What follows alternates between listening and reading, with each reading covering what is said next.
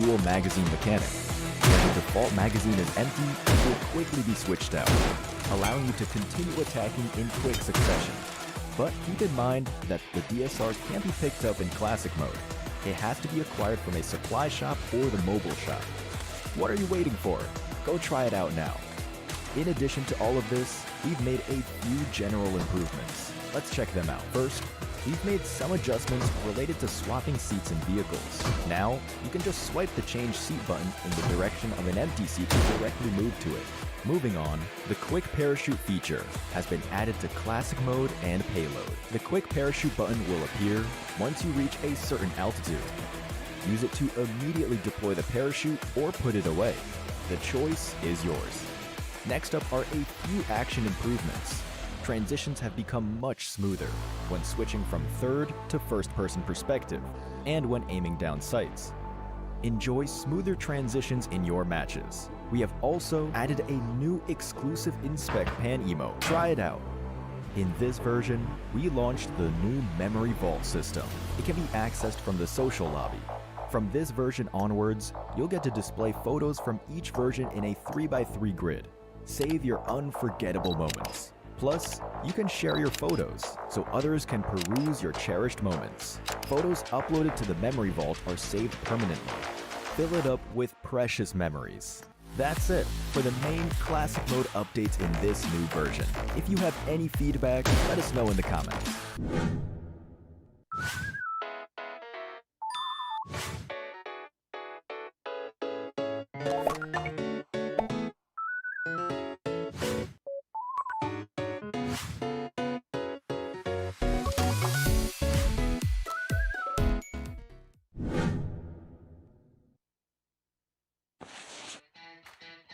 Hello everyone, I'm Leon, the Home Butler.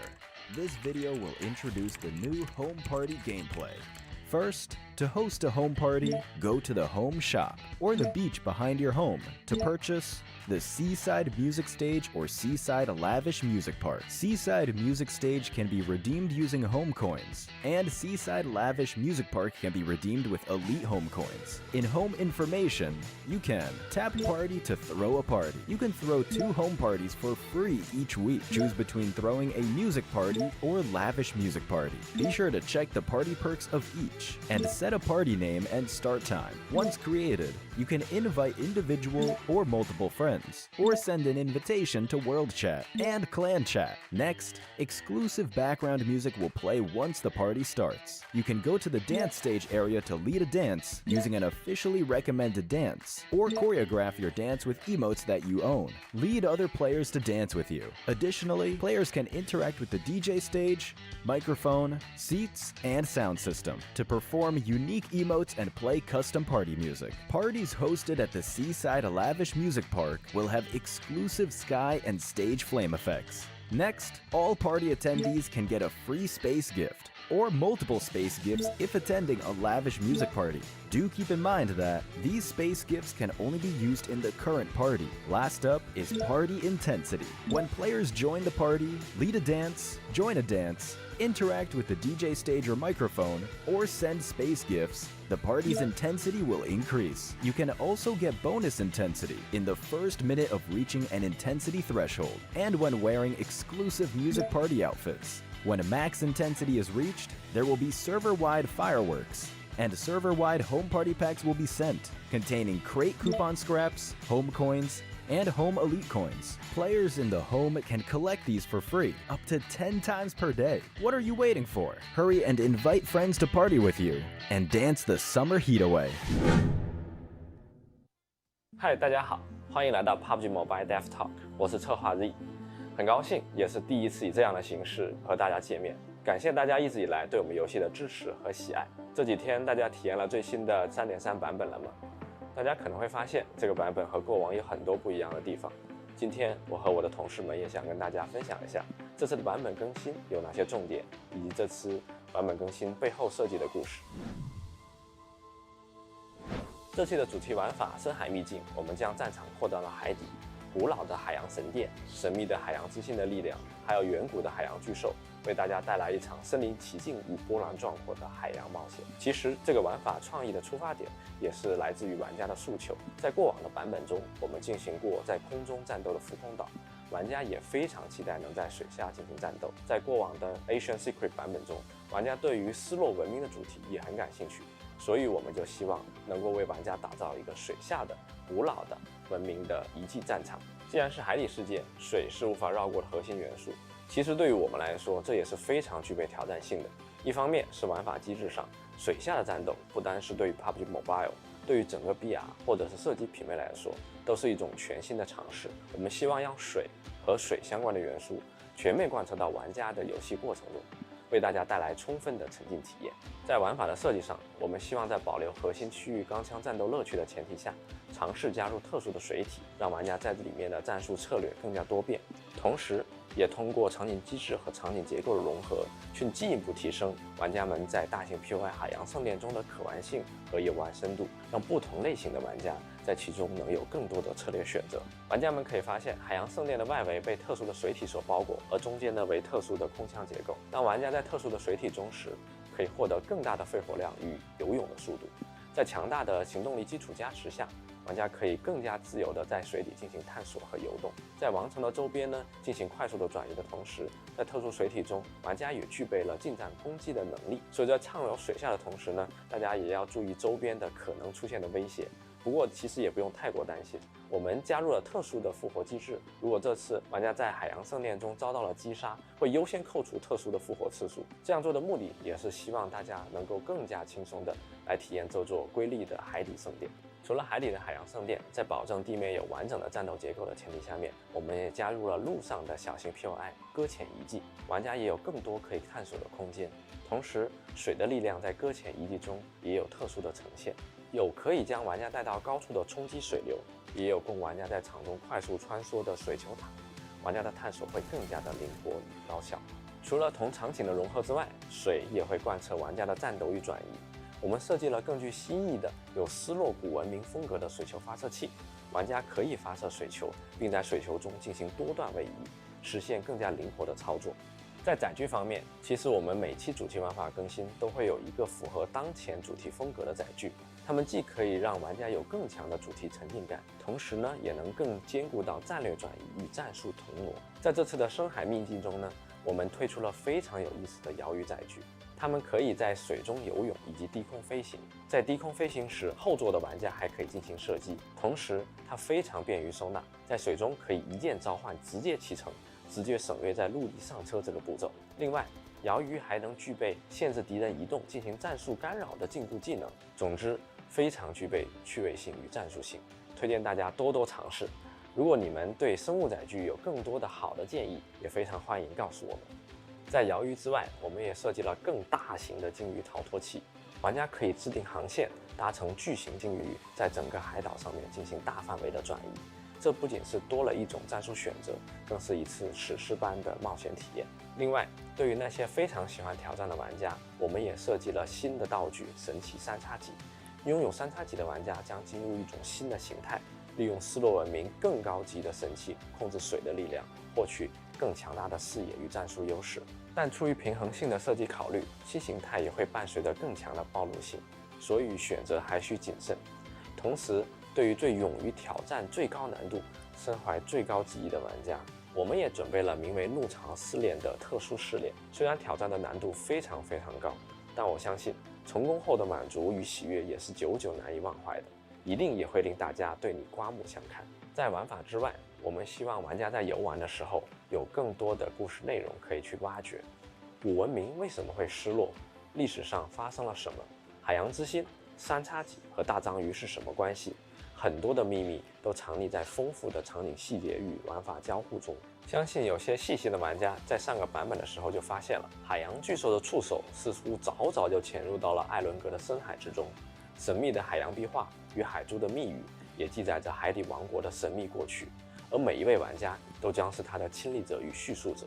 但可能大家的探索程度不一样，所看到的故事细节也不尽相同。这没有关系，我相信每一个玩家的冒险经历对自己而言都是最精彩的故事。也欢迎大家给我们留言，展示你所了解的深海往事。除此之外，在这个8月，我们还将带来全新的主题活动——空投嘉年华。由于受到海洋之力的洋流干扰，蕴含神秘宝藏的海盗小岛将会出现在各个地图的海域当中。想要的话就给你好了，去找吧，全世界的财富都放在那里了。希望大家在这个3.3版本玩得开心。Hello， 大家好，我是 PUBG Mobile 负责经典 BR 的 JR。那一直以来呢，我们都密切关注着社群的反馈和建议。那其中我们经常看到玩家朋友在问，什么时候更新艾伦格啊？什么时候更新新枪械啊？不会让大家失望的，这些需求我们统统收到了。那首先呢，我们来说艾伦格。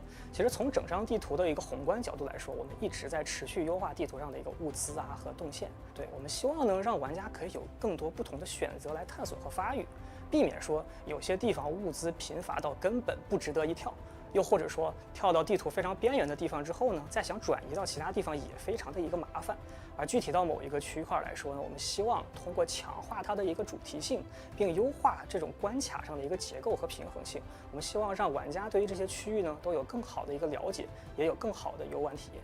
那在3.3版本中呢，我们重点对圣山、废墟、Meta 区域进行了调整。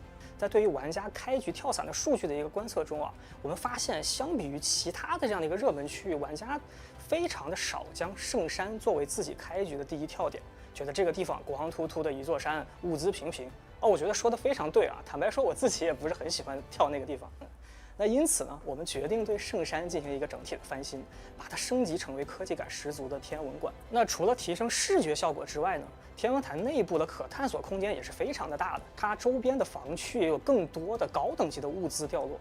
如果在这里呢，玩家发现了不少高倍镜，也千万不要诧异，毕竟这里可是天文台哦。相信大家对这个区域会有一个全新的认识。那Meta和废墟呢，也是大家优化呼声会比较高的地方了，可能有不少玩家在这个地方容易迷路。那在新的Meta中呢，我们通过水渠和围墙的设计，将区域下的一个片区规划得更加清晰。玩家呢再也不用担心迷路或者重复的一个搜索了。而废墟区域呢，我们则通过调整高墙，优化整体的关卡结构，一方面呢便于玩家探索，另一方面也为了提升整体的平衡性。那之前在废墟当中呢，占据的某些高点确实可以对整个区域有一个较强的控制，但是现在通过这些墙体的优化，废墟中再也不会存在这样的一些绝对的优势点了，大家还是要好好的比拼枪法哦。那此外呢，我们这次也在艾伦格相对边缘的地带增设了物资丰富的情报密室，这也是为了给大家在游戏的一个探索过程中增加更多的惊喜。那即使玩家不在主要的热区进行竞争，那也有机会获得不错的收益。这也是回到一开始我们说的那个出发点，我们希望让不同的玩家可以有更多不同的探索和发育线路来选择，相信这也是一种相当酷的体验了。那这次的枪械更新呢，我们主要增加了一把新的狙击枪 DSR， 它的定位主要是高效能的狙击枪，双弹夹的设定呢，让它可以有更长的续航。玩家可以通过定点商店和折扣商店来购买获得。那这把枪也在完善栓狙和连发狙的枪械体系，也为玩家提供更多的战术选择，希望大家能够喜欢。还是我，有一句话说得好，一切的恐惧来源于火力不足。那重火力玩法设计的初衷呢，其实就是为了满足玩家对于更加强大的火力、更加顺畅的一个战斗体验的诉求。那这一次呢，我们为大家带来了重磅的更新：双人飞行载具战斗机与全新改良的重型战术机甲。那虽然呢，我们之前也有武装直升机，但是还是差点意思。它的飞行速度不够快，空中的制霸感呢也不是很强，所以这一次我们加入了双人载具高性能的战斗机。它拥有机炮和导弹2种武器的同时呢，也拥有释放干扰弹的能力，而且还有非常高的一个机动性。战斗机的出现极大的拓展了战场的空间与边界，在战斗与转移的选择上呢，都会有新的体验和提升。同时，有了战斗机我们也需要强化更多的制衡制空的一个能力。那这次我们引入了重型战术机甲进行加持。与之前3.2版本主题中的战术机甲不同呢，它拥有了全新的对空武器追踪导弹，它能够锁定高速移动的载具，发射后会进行追踪攻击。那同时呢，战斗机可以通过释放干扰弹对追踪导弹进行一定的防御，在平衡上我们不存在完全的碾压和克制的一个情况。没错，又是我。那在分享本次地铁逃生的一个更新内容之前我想与大家聊一聊地铁逃生的设计初衷。相信不少 BR 玩家都曾经有过这样的一个想法：哦，如果我这把枪或者我这一身空投的一个装备能带到下一局，那该多好啊！没错，我也这样想过。于是我们在想，是否可以设计出一种玩法，让玩家可以把装备带出去，积累到下一局，具备多局积累的玩法体验呢？恰好借由一次 IP 合作的契机，我们推出了地铁逃生玩法。我们将大家带入到了一个末世环境下的阵营对抗、装备积累、撤离逃生的玩法当中。那随着玩法的持续运营啊，我们发现越来越多的玩家对地铁逃生玩法非常感兴趣，并通过与许多地铁玩家的一个交流，我们发现正是游戏中的持续积累，以及与经典 BR 不一样的战斗和体验，吸引了大家的一个持续游玩。因此，后续我们也一直致力于为喜欢地铁逃生的玩家带来更丰富的玩法内容以及更良好的游戏体验。那带着这样的初衷，我们希望给已经步入第20个赛季的地铁玩家们带来更多的一个惊喜和新的玩法体验。相信大家这次已经体验过全新的模式，异变突起了。那丧尸呢，一直是过往呼声较高的一个题材，因此在新的模式中，我们在地铁逃生里面加入了丧尸的 PVE 内容，并引入了白天到黑夜的天气变化机制，让战斗体验有了新的变化。玩家能够更加身临其境地抵御不同的丧尸和敌人的入侵，战斗也更加的刺激。像我刚才说的，一切的恐惧啊，都源于火力不足。那有了更凶猛的丧尸怪物，玩家也需要更猛的应对才行啊。我们加入了新的武器，比如 M134重型机枪、火焰喷射器，以及新的机制和道具、新的武器附加特性和改造系统。我们希望让玩家可以从多个维度全面地提升作战能力，丰富作战的一个手段。那另外呢，我们也加入了会有丧尸看守的生化黑门和尸潮围攻，以提升丧尸入侵的沉浸感。每局呢也会有随机性的突发事件，让玩家的一个体验呢更丰富，提升可玩性。不过从本质上来讲，地铁逃生依旧是一个强调 PVP 的一个模式，玩家之间的对抗依旧是我们玩法的核心。大家还是要谨慎地考虑每一局的策略和打法。那除了新模式、新内容，为了让玩家能够更好地享受游戏以及分享自己的风骚操作，我们也带来了一些基础功能的完善，包括死亡回放、精彩时刻、阵营枪械的调整，以及更便捷的入口以及组队功能等等等等。最后呢，还有一个大的，了解到许多玩家由于好友比拼的诉求，那从本赛季开始，大家可以使用房间功能组织好友对局了。房间呢也支持自定义的参数设置，希望大家能够与好友玩得开心。那各位主播朋友们呢，也欢迎比拼起来。很感谢玩家对地铁逃生的关注与支持，请相信我们会一直关注和重视玩家的反馈，不断优化游戏的一个体验，也会为大家呢持续带来更多更丰富的玩法内容，敬请期待。新赛季新挑战，相信大家已经在发财致富的道路上了吧？那最后祝大家金银满柜，满载而归，玩得开心。Hello， 大家好，我是游戏策划 LC， 我和我的小伙伴们一起开发了家园玩法。可能很多玩家会非常的好奇，为什么我们会在 PUBG Mobile 里面加入家园呢？那就让我来分享一下这背后的思考吧。PUBG Mobile 的玩家遍布全球，在这里你将有机会结识来自全世界各地的好友。因此，在游玩经典的 Battle Royale 对局之外，我们也洞察到有非常多的玩家希望能将更多的闲暇时间用于游戏内的社交互动。于是我们就想，为什么不为玩家提供一个更加个性化、能承载更多互动场景的社交空间呢？在这样的思路。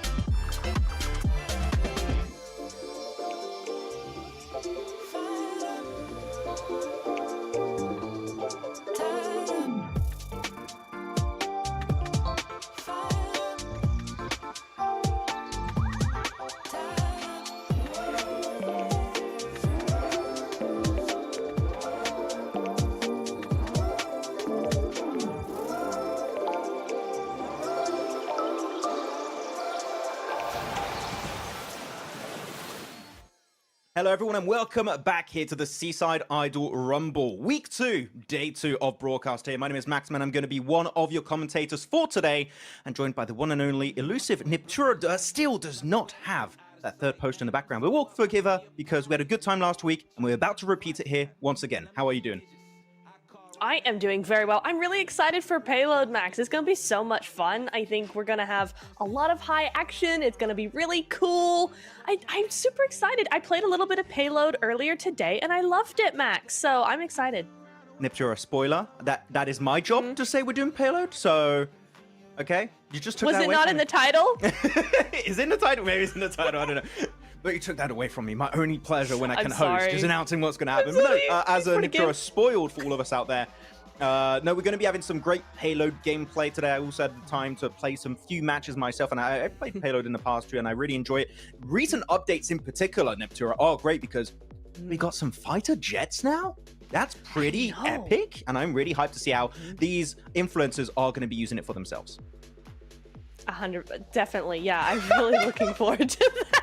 So wait. We need some lore. Like last week, I talked to Niptura, and she was saying 100%, like 100% of the time, and now she's very self-conscious about it. So like, guys, let's play a game. Every time that she says 100%, you have to go and play a game of PUBG Mobile in PAYLOAD. Okay, that's gonna be the bet for the rest of today. But here you go, our content creators that will be participating today, Niptura, and really. No, Chocoholic is still in a pretty sizable lead, but the rules are changing a little bit when it comes to voting. It is indeed, yeah. I'm going to be interested to see how this goes on while we're, kind of pitching these teams against, or these solos against each other. Yeah, let's just use game terminology while we're at it. Yeah, I'm excited to see what these guys have in store for us tonight and what their communities have in store for them, right, over the next few days while they can still vote. So, yeah, I think it'll be interesting to see. We got a good crew. Yep, this second round of voting, by the way, is going to go on right until the 15th of August. So you have just until the 15th to keep supporting your favorite creator out of this list. And compared to last week, where it was just like pretty much a battle royale of voting for all of these content creators, it's a little bit different this time around. You're going to have to vote in one versus one scenario. So I have like my screen right now, and you can, if you can see what's happening, you can see multiple versuses, and pretty much your favorite content creator has to beat the other content creator in that 1v1, and then they're going to advance to the final stage here of the Seaside Idol Rumble. So just to go through these like fights, or like these the TDMs, like the TDMs of voting. There you go, that's a better way. So we're gonna have Chocoholic versus KillSHOT, Star Captain versus Levinho, Capi Gaming versus Baba, and Rizshah versus Donya. So those are going to be your 4 1v1s that are going to be happening here. So if one of these creators is your favorite and you wish to see advance to the final week of the Seaside Idol Rumble, go vote for them right now and try and obliterate the creator they're going up against. That's it's a cool system. I like it. So we'll see who's going to come out on top this time around. Yeah, definitely. I think it's going to be really, really interesting. It's a new sort of format that we're having here, right? We haven't really seen this type of event go on before, and it's a really fresh take on how to get teams whittled down to those final standings. So definitely a really interesting way to do this. I like that it gets the community involved as well. And, as we are seeing here, Max, there's quite a bit of support for each of these stars here. Yeah, so as I said earlier, Chocoholic is up against KillSHOT. It's not looking great for KillSHOT. So if you guys are fans of KillSHOT pubgm, go in the game right now, go into the Seaside Idol Rumble section and give him some votes, because man, I feel a little bit bad. Chocoholic is just destroying everyone. Even in the first round of 16, she had, wait, are you sitting down, Neb? Okay, you sitting down? Yes, I'm sitting down. Everyone at home sitting down? She had 173.5 million points. Whoa. Million points. That's insane. Other people were like 40, 30 something. No, 173 million points, which is ludicrous. So Chocoholic, with an extra 5 days to boot here, Niptura, I think it's fair to say, might win that 1v1 versus KillSHOT. It's going to be a tough one.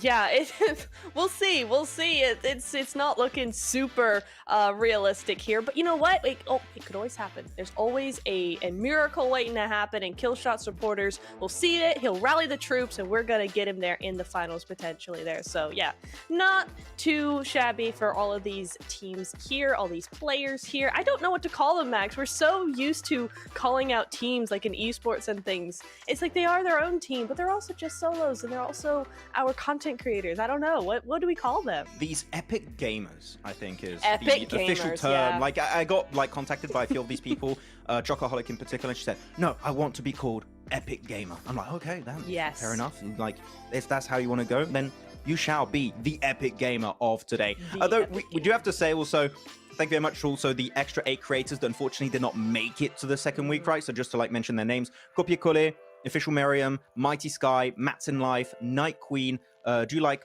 Pupo? Interesting name again. Sevu and Vale. So unfortunately, they did not advance to the next stage, but I'm sure we're going to see them around for like more of these influencer-based tournaments. They're a lot of fun, right? And I'm really excited to see more of their content in the future, because they were definitely doing really, really good rounds out there on Instagram and TikTok, especially Chocoholic doing some really, really good content. So keep on going, guys. There's always going to be a next opportunity to get your voice pack in the game, which, let's not forget, Nipturo, that is the prize on the line. And like, how many people can say they have their voice in the game? Really? Not that many.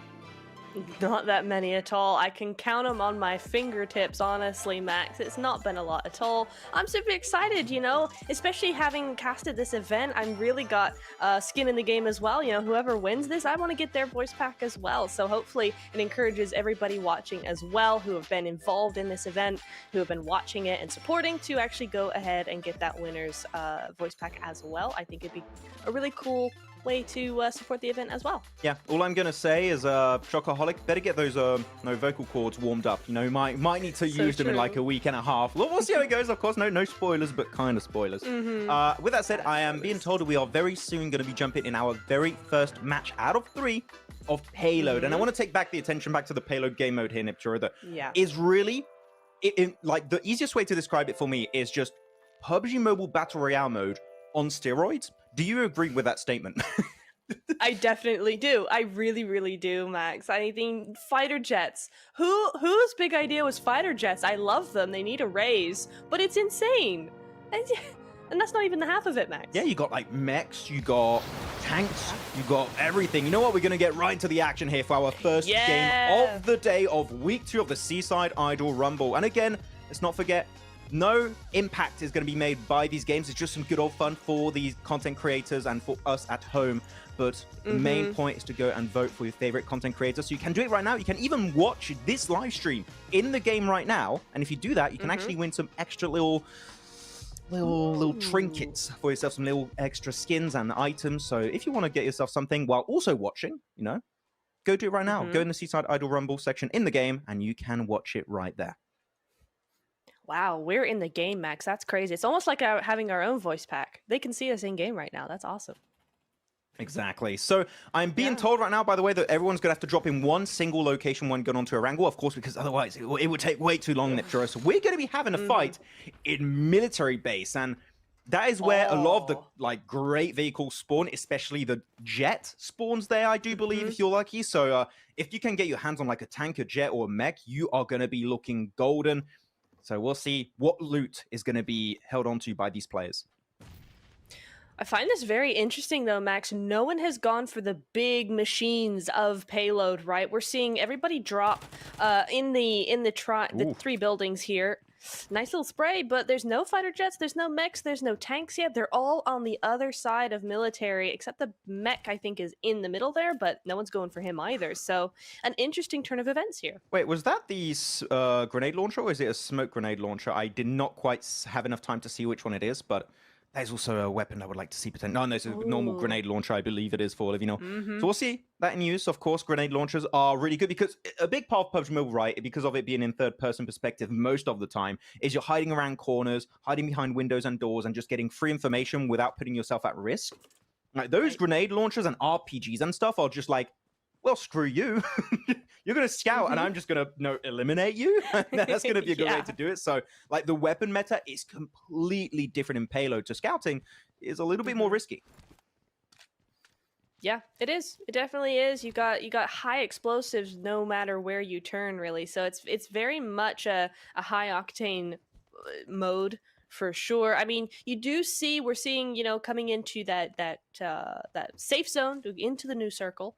But I'm not sure it really matters at this point in time. I think this might be over before we really get very far into the normal zone format of the match. I think, you got two teams here in Millie. They're just going to be chilling, and then not so chilling because it's a hot drop. We want to see action. Where are you? Finally, we see the red team over by where all the big boys are. So there's definitely a tank in that direction. We'll see what they can do with it. Yeah, and there's also a jet, I believe, on the plane strip right south of them. So we'll see how that's going to be potentially going out for them. But of course, like in terms of the weapons, we talked about the grenade launcher. You have RPGs. You have also miniguns, which is pretty much just an MG3, but like way better in a sense. Yeah. And these weapons are great, of course, for like the PvP aspect of things like versus players, but it's also great when you're dealing with those tanks, with those mechs.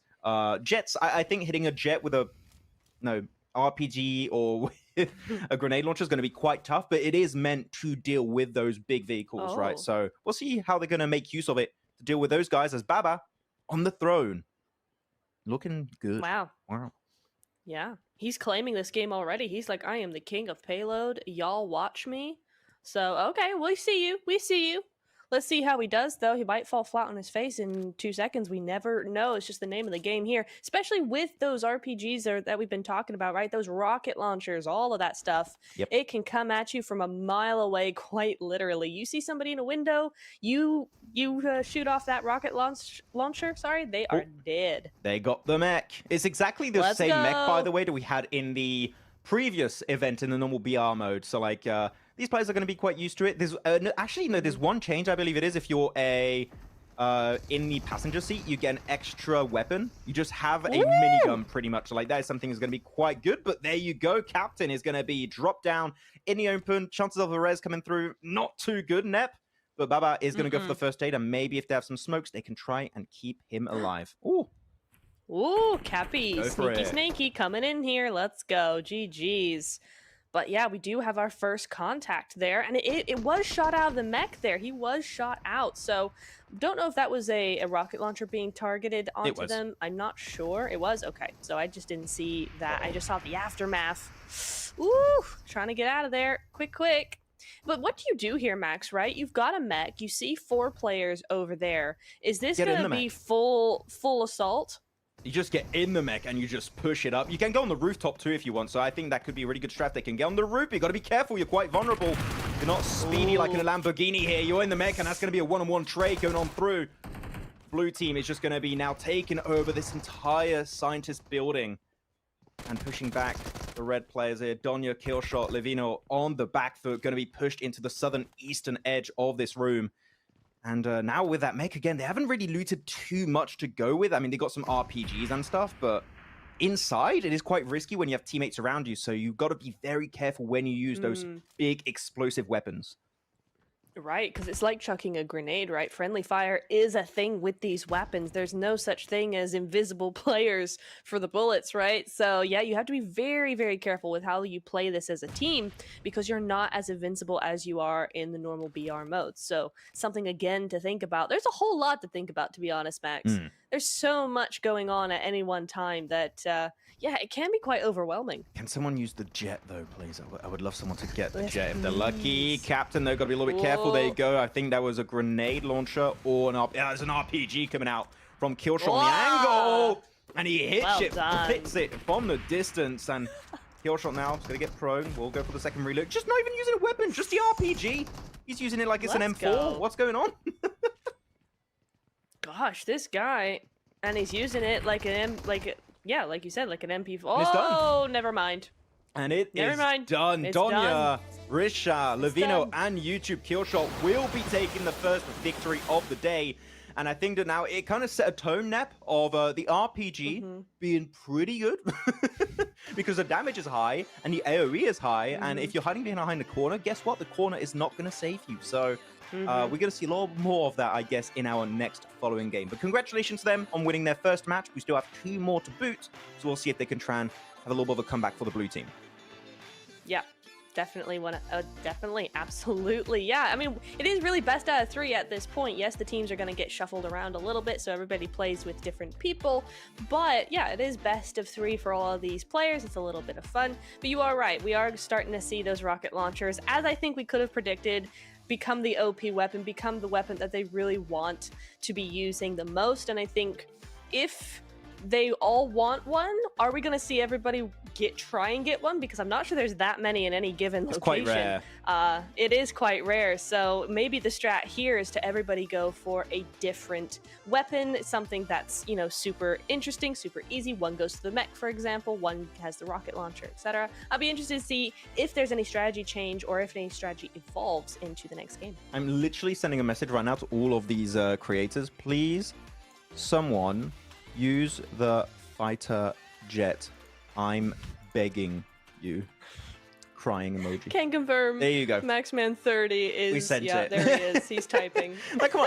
It's literally the newest edition, right? You can't have a Seaside Idol Rumble stream going into PAYLOAD and not someone using the jet. So I am please imploring you. Like, come on. You would have amazing clips to post on socials, okay? So you should use that as much as possible. But if anything, that we can mention on this last game is that KillSHOT had a little bit of bittersweet revenge there. Maybe not winning the vote, but winning in-game. And what truly matters, I mean the votes, but still, you got a little bit of a comeback there.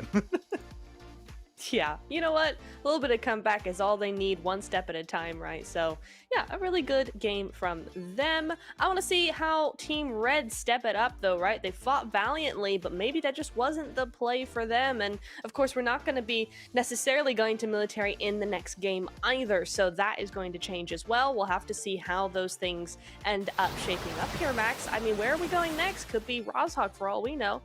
Or the chair replay. Hell yeah. Look at that. You're going to see the RPG coming out and knocking Captain pretty much right away. Oh, so it was an RPG shot into then a spray of some kind of weapon, and then you got knocked out of the mech. So it was a little bit unfortunate, but that was a really good push initially. But I think they got a little bit kind of locked in that building. They were a little bit scared to go over that kind of area and make it through doors because it's very hard to pin down the location of your opponents in that kind of area. And they just got cornered in that room and pretty much completely obliterated. So really, really good comeback from the red team.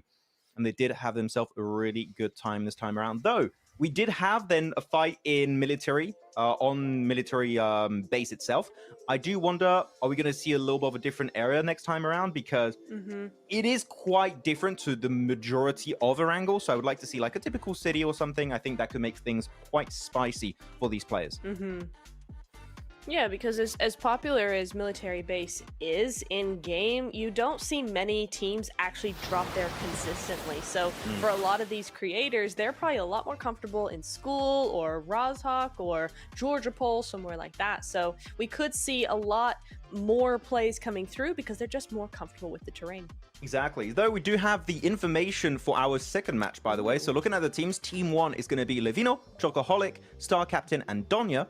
And the second team is going to be Rizshah, KillSHOT, Capi Gaming, and Baba. So those are going to be your 2 teams for our second match of the day of PAYLOAD. So to be honest, when I'm looking at this team, I'm kind of looking at Team 2, like Rizshah, KillSHOT, Capi Gaming, Baba. Oh, these are players that I think together are going to absolutely shred it. So Team 2 has my vote. What about you? Well, you know, you bring up good points, but I tell you what, Star Captain, I'm pretty sure he was winning a lot of events we were doing earlier in the year, so he can carry a lot of teams on his back, to be honest, so I'm still rooting for him. I think we could see some cool stuff from him.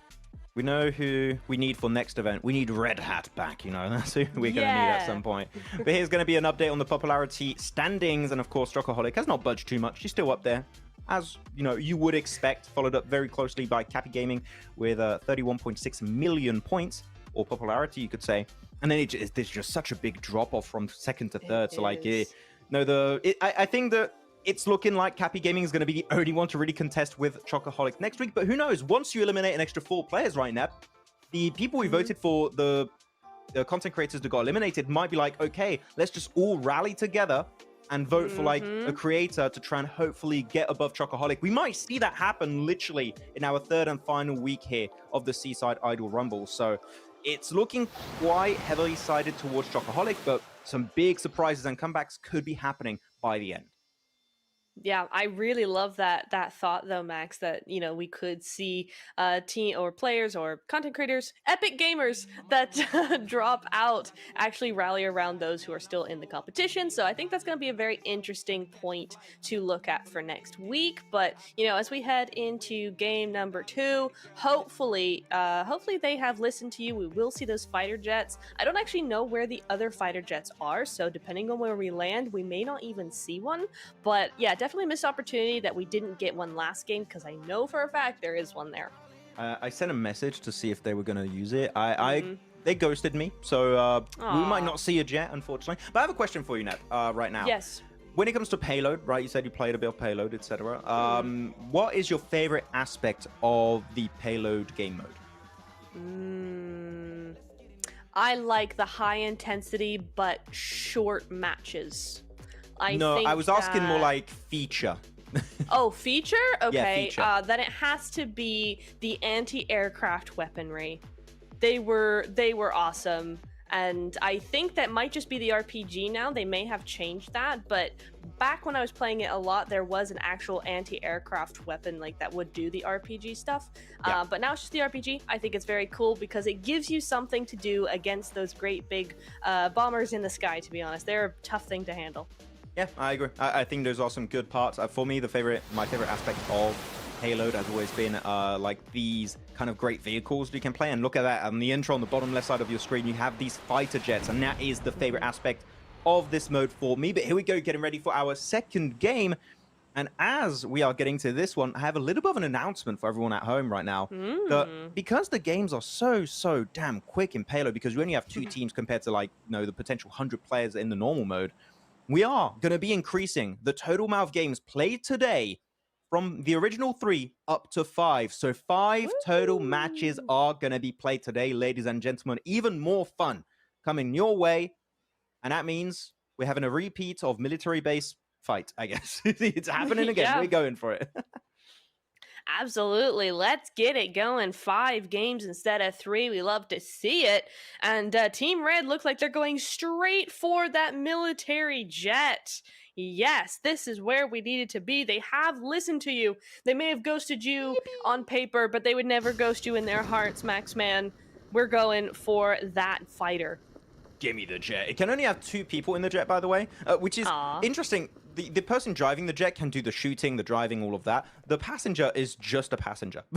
Oh, like I guess you can just scout kind of and feed information. Like, oh, there's someone behind us. You can tag people around you. But outside of that, no, it is you're just idling in the fighter jet, to be honest. And I see those videos so many times, Nep, of people going for the first time in a fighter jet and they just pass out because of the G-force. yes. Maybe that's why it's just too much G-force and they just pass out like, I can't deal with this environment. It's too rough. And we have 2 jets. Let's go. It is time for the fighter jet. Let's get it. With the skins and everything. Look at them go. Oh, having a little trouble. Wait. Come on. Oh no, the fire flamethrower. Get out. Get in the sky. Get in the sky, KillSHOT, please. Oh, okay, he's there. Oh, there we go. Word. Oh. We have liftoff, everybody, and Team Blue do not know what is coming for them.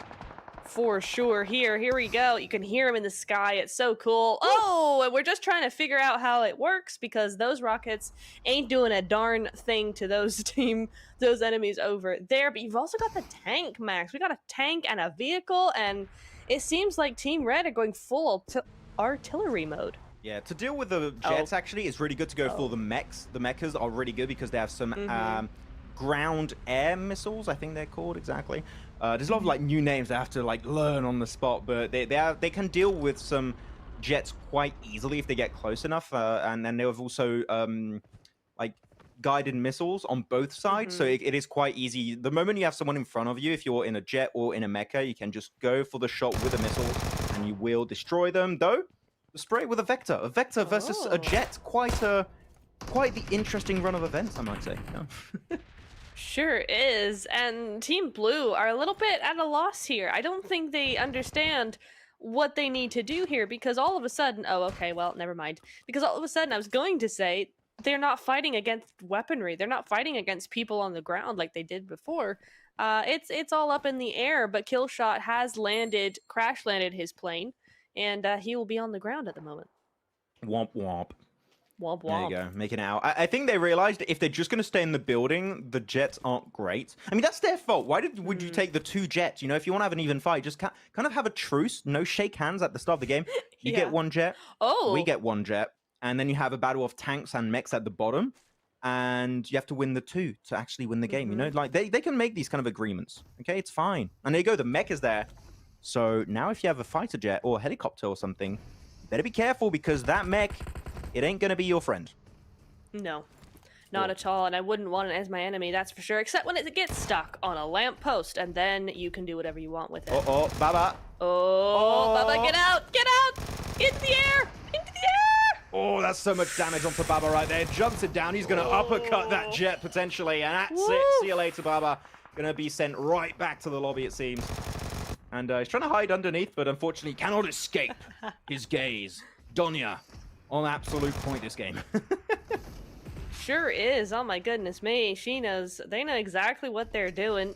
So yeah, that is a shame, but Chocoholic, the queen of the event, is also down, so they gotta go help, and so far it looks like they might do some really good damage there. There we go.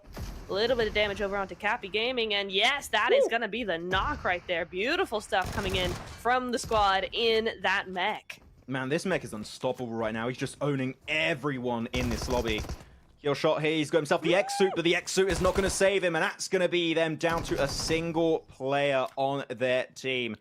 And if I'm not mistaken, they're nowhere near... Where's the final player on their team? Where are they? Final player's up in the air. Where is he? Is he in... He's up in the air somewhere. Oh, he's got the minigun on the buggy. He's got the extra unlock right there. And he's there. Rizshah. What are you up to? Oh, it says Star Captain up there, but no, it's Rizshah. Okay. Yeah, okay, so this will be interesting. What's the game plan here, Max? What is he doing? Is he just having a bit of fun and flamethrowing, and then he's just gonna go full send into the team, or what's the plan? You know what the game plan should be for the blue side? Take that fighter jet and just scout the entire map, because the moment you get to a certain height in the map, you can go to super speed. And fair to say, super speed is quite fast. So you go up there, scout, look around. The moment you see a moving car or tank or something, you're like, okay, he's there. Let's mess him up. So that would be a good strat. We'll see if they go for the jet play. But as of right now, they are a little bit in shock. Where the hell is this dude? And he's making it to... Nowhere. Novo. He's going to the east side of the map towards the Eastern Bridge even. Is he going to leave the island? Dude, that would be so funny if he just made them go look for him everywhere on the map. What a play that would be. Oh! He's going to go for the revive. How did I not think about that? I forgot this was a thing in here. I forgot it was a thing in Payload too.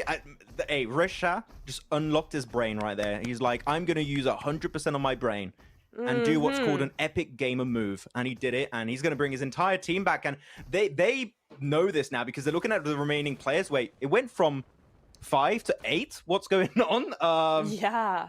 Who are these people? And they just came back from the dead, and they're going to haunt them. So there you go. Team Red back in business. Sure are, of course, without the loot that they had when they died, so that is going to be a little bit of a setback for them. But you know what? Maybe they shouldn't have died then. I'm just going to say it now, you know? Maybe get good and you won't lose your loot, but that's fine. It's all good. They'll be back. There's enough stuff there. Get good. There's enough stuff there over, especially by Novo, to actually get some good loot to get sorted, especially on payload. There's loads of loot everywhere here. Oh, and he's got it. The anti-aircraft. I love to see it. It is still in the game. Oh, the flamethrower. It's a pretty cool weapon, actually, the flamethrower. I really like that they've put that into the game as well. I think it's very cool. Look at that power stance on Capi Gaming there. He's not messing about. He's got the minigun. He's ready to go. Yeah, he's ready to mow down the competition here. And they're going right back to Millie. They know, yeah, it was just a little bit of a delay. But don't worry, guys. The fight that you've been waiting for is on the menu to this point. We're going to be chasing it down. But here you go. They're going to be sending it over to the eastern edge, which is where the red team were. It would be funny if they leave trying to look for them and they just miss each other. But I think they're going to hear the car. Yeah, they definitely hear the car. They're going to start moving to the right, I think, very soon. Or did they not hear them? No, they must have heard them. There's no way. They're going into an empty military base now. Can I get a helicopter or a jet again? I don't know. What? Wait, what? What? Oh, they're over there. Oh, so they did a 2-2 Oh, split. 2-2 split. Oh, well, Oh, no. they found him now. That is, you don't want to be in a... Oh! Oh, wait a minute! From the Whoa! buggy, gets the RPG right out into their faces. And Chocoholic will be the first to go down. But let's not forget that, sure, they might lose players, but they can also use these respawn points, right? So if they have a solo that survives, unless you squad wipe the entire team, they could get back as a 4-man squad. So here you go, as Baba pushing up, very low HP.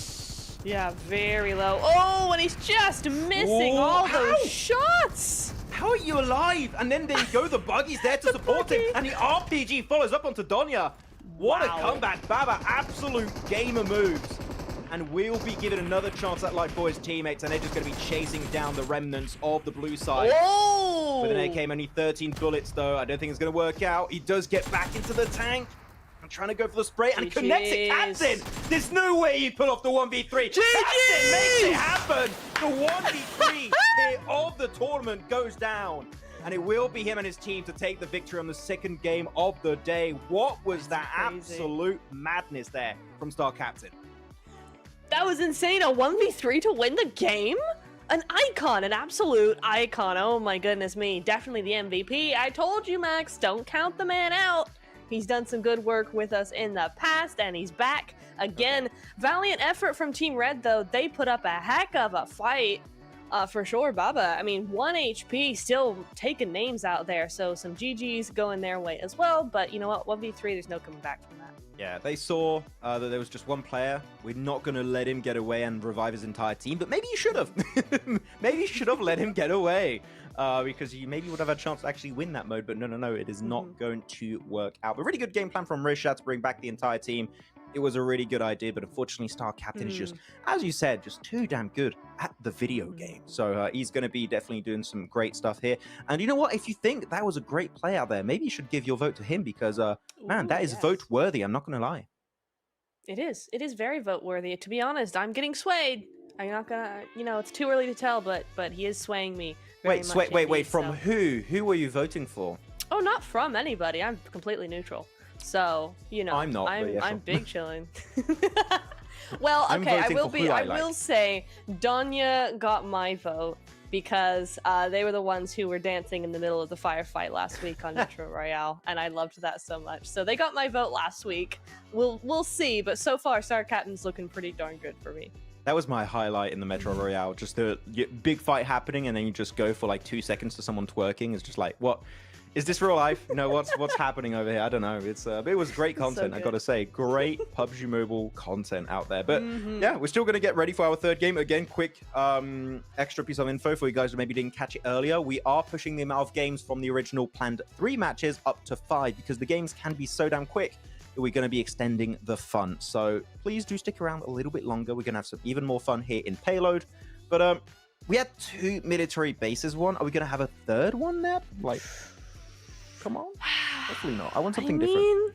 I want something different as well. I could almost see it being really cool to see how the teams evolve, how the players evolve in their strategies and all of that. But that's just my esports brain talking, Max. I want something cool and new and interesting, and we'll see what happens. Yeah, we'll see what happens. I'm told we're going to be taking a look at the vote standings once more, and here we go. And no, not much movement. Actually, KillSHOT is slowly closing that gap with 7th place. So like he might actually overtake it. Star Captain. Also, I want to see him make it up to 5th position, guys. Okay, everyone right now, if you have not used your points to vote today, go vote for Star Captain after that clutch because that man absolutely bloody deserves it. So Star Captain, top 5, make it happen, everyone, please. Definitely. I might even say a 100%. Oh, damn. Yeah, she dropped the 100%, guys. I said it, and I'll say it again, so be careful. But no, I think it's going to be interesting. We're with 3 games now. We're now going to our halfway point in the event, so I think it's going to be an interesting way to turn the tide. Now, of course, just to reiterate, we cannot go, okay, Team Red have taken 2, or Team Blue, sorry, have taken 2 wins here because they haven't. It's been new players every team. They're switching things around. So who was in Team Blue last time will be in Team Red this time and vice versa. We're just doing a little bit of a switcheroo here. So not really Team Red versus Team Blue, but you know what? That's how we know them by. So yeah, and I'm going to introduce our teams for our third match of the day, please third do. match out of 5. So Team 1 is going to be comprised of Levinho, Rizshah, Star Captain, and Baba. So now you know Star Captain Levinho on the same team with Rizshah able to res them if they go out. That's good potential. And Team 2 is going to be KillSHOT, Donya, Capi Gaming, and Chocoholic. So I would say this is the most even fight we've had so far. Yeah. In terms of matchmaking. So kind of a hard one to predict. I'm going to go with Team 1 because I feel like there's a lot of potential in that team in terms of like macro gameplay styles and strategy. But which one are you going for? I think I'm going to have to agree with you, Max. I think we got to go with Team 1 there. They seem very, very strong, you know. Star Captain, 1v3 to end the game. Now you pair that with Baba, who was MVP, to get his team back. I mean, I think it could be a very cool team. So I want to see them drop Rizshah. I want to see what happens there. And, you know, we'll figure it out as we go along. I'm excited. Game 3 should be very cool. Yeah, I'm looking to see which location we're going to go into. Let's try and do a little prediction here. We have a little bit of time before we do go into our third match. I believe these creators are getting into the lobby as we speak, so do stay tuned for that. But which location would you like to see the most with these kind of like rules for this Seaside Idol Rumble going into Payload? That's a tough one. I think Rizshah would be really cool. Would I be really horrible to say apartments? I think that would be really funny. It would be fun, but I think it gives you a lot of locations to hide from, like, you know, aircrafts, jets, mechs, tanks.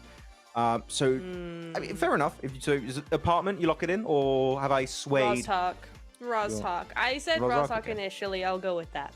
Okay, fair enough. I am gonna say I would love to see a crates, George Paul crates or Novo area, because you have crates, you have some buildings you can hide in, but because of the nature of those compounds or cities, you can actually go with like mechs, tanks, etc. And like, especially if you have some high altitude vehicles like the jets, etc., you can shoot down on players that cannot really hide too easily from you. So like for me, a crate area, Novo or Southern George Paul, I don't really care which one, but that would be the location I would like to see because it just kind of works with the weaponries and stuff we have there. Yeah. No, I really like that. Of course, yeah, a very open position. I was trying to think of an open area to play from, and I was like, we don't really have one. I mean, Rizshah's kind of open. No, it's crates. No. Of course it's crates, yeah. I mean, because it's not going to be fields, is it? But yeah, crate's definitely a really good one. There's no hiding from any of the massive utility there for sure. Ooh, what if? Ooh. Actually, no, there's no way because you wouldn't have any spawns over there. I was going to say Stolba, but I don't think you're going to have like a tank or anything spawn up there too often. So it's not going to be the best way. But the reason why I'm saying that is because you have that main scientist building observatory that's going to be up there. And it's actually so high on the map that maybe you can shoot at jets from there and helicopters too. So like maybe it'll be a little bit of a even play field for these players on that one. But no, there's a lot of options here. I think that every single location offers quite a bit of variety when it comes to playing Payload. But hopefully, cross my fingers, no melee fight again. I think that would be some good fun. That would be nice. It would be very nice. But we'll see. You know, because sometimes it's kind of cool. You're upping the ante, but I can confirm there will be no military base here. That plane path is nowhere to be found. Is it going to be Rizshah? Is it going to be North George or Georgia Pole? We will see. I think we're going to be finding out very, very shortly here. Well, yeah, I don't know. It could be Yasnaya as well. It's much closer on that plane path, and we've been wanting to get these matches going, so could very much be Yasnaya here, and it is going to be, what is it, Max? Drum roll. It's going to be Pachinki. Hell yeah, we're going into Pachinki for this one, which does offer, again, like quite a few hiding spots, but in terms of spawns, we should be looking pretty golden. So here we're going to see everyone drop in the next few seconds, and you're going to see them all making their way into Pachinki. And we know that when it comes to, hot drops, Pachinki is the dual be-all of hot drops. So we'll see how Pachinki fight is going to be going down for everyone, as I'm seeing everyone with their X-suit. That I am now also a proud owner of this new X-suit. That I'm not going to lie, absolutely awesome. But I mainly got it for the MG3 skin because that weapon is amazing. So yeah, good times. Yeah, you couldn't pry Maxman's cold dead hands off of that MG3, to be honest. It's a cool gun. It's a cool gun. I know, the best but gun. You know what? What do you mean? I don't use MG3 enough to actually, get it. I think it's cool, but I'd much rather get a brand new Lamborghini. So there. Wait, I mean, technically, it can be a weapon if you drive over someone, but like, come on, you give me an MG3, you have a Lamborghini. I think it's very clear who wins. So yeah, we'll see. What color's your Bugatti? We'll see. Anyways, with that said, here you go. Everyone's dropping down. Everyone's getting their weapons. A lot of grenade launchers are going to be around the map. But do you really need them? Or you can just do the Star Captain way. Get an AKM, have 13 bullets, and squad wipe. You know, that's also a good strat.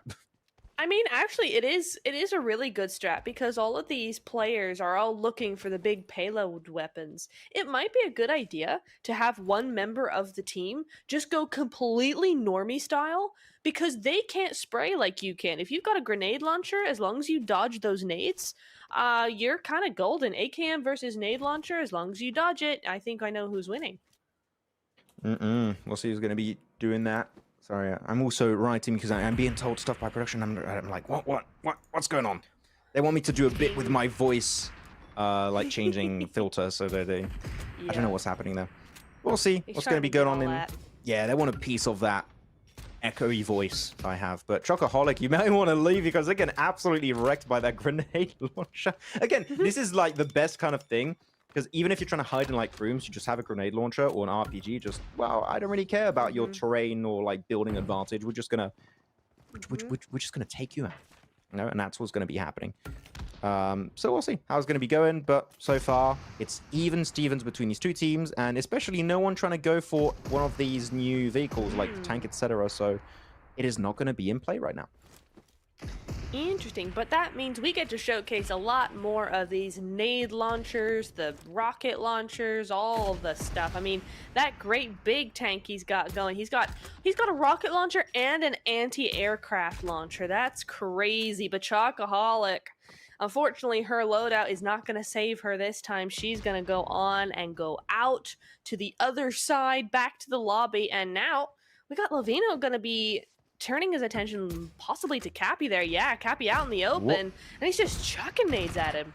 Yeah, you have to be really proficient at math when you're using a grenade launcher because you've got to calculate the arc, where it's going to drop and all that stuff. So it is not the easiest thing to use out there. But, you know, one thing that's very easy to use is just a good old RPG. You know, just look at him, shoot it, hit him, he gone. You know, that's as simple as it gets it. So Star Captain's going to push it with the Vector RPG loadout.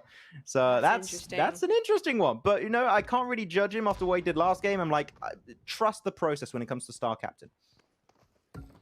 Most definitely. Oh, and they're doing a little climb running around here. Oh, go on, you know it. Oh, a nice little bit of an aggro, but not going to happen. Oh!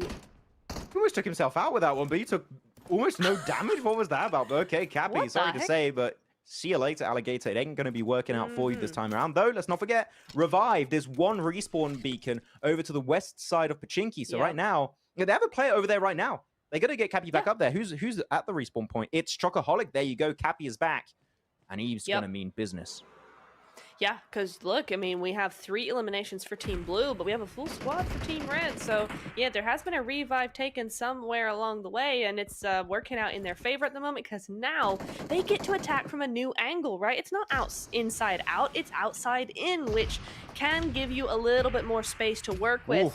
Rizshah feeling the effects of this new turn of events. He rizzed out that grenade. He was like, no, please don't eliminate me. He's like, okay. No, you do be rizzing me out right now. So Rizshah 0, window 1. Just saying. Okay. Let's calm down. That could be said. Nah, never. Nah. Calm down. The Riz is too good. Get in the window next time, man. I do like the little split that we have from the blue team, though. They do have themselves Baba over to the northern side of Pachinki. Southern side is going to be taken over by another player. It's going to be Star Captain. And, oh, there we go. Of course, yeah, they were going to spawn in the garage, right? So, yeah, he has quite the car here, but you need to make it back to your teammate. You need someone to drive it for you. Otherwise, it's just a normal car. You need someone to drive it to hold on to that minigun on top of it. So, wait, where's he going? Captain? What? He's just flanking on his own. He's like, yeah, we have a minigun, but I don't need it. We're just flanking. Interesting. This is an interesting approach. Can he use the minigun without? Oh. No. Oh, okay, sure. Quick answer, you know what? No. Long answer, no. Exactly. Ooh, gets the... No, does not get the knock, but he gets low health. Come on. Does he have nothing left in? Dude. Captain, you have a team, you know, you've got 5. I mean, you had 13 last time on the account. There you go. KillSHOT is going to be punishing that massive split. Are we going to see the rest of the team follow up? I'm not seeing a follow up right now. We need to see a push. There you go. They're going to be having at least one setting it up. It's going to be Baba up there going on to KillSHOT. The flush is going to be coming on through. They can still go for a revive if they want to, except for Capi. The moment Capi gets flushed out, he's done. It's over for him. So that might be possibly Donya and KillSHOT brought back to life by Chocoholic. Again, like, she is the healer of the team. That does not exist normally in typical PUBG Mobile, but she is the healer of the team in some fashion. That's crazy. They got 2 revives on the board here. So it's never ending for Team Blue. They keep going, please. We keep getting you. We keep eliminating you. Whoa, right on the tower there, trying to get those nades up there, but it's not going to work. Not going to happen. Levinho. Such a smart play from KillSHOT. Love that. Even if you don't want to play offensive, you're gathering so much intel for your team. So I'm loving it. And it allows also the res to come on through, potentially onto Capi if Chocoholic comes over with a car, which she is doing. Chocoholic is doing such a good play. Go for Capi right now. Otherwise, he is fully out of the game if you don't go for the res. Capi still beating out, and they got him. Capi is going to be brought back to life once more, man. This guy just cannot be killed. He's just immortal right now. He really is.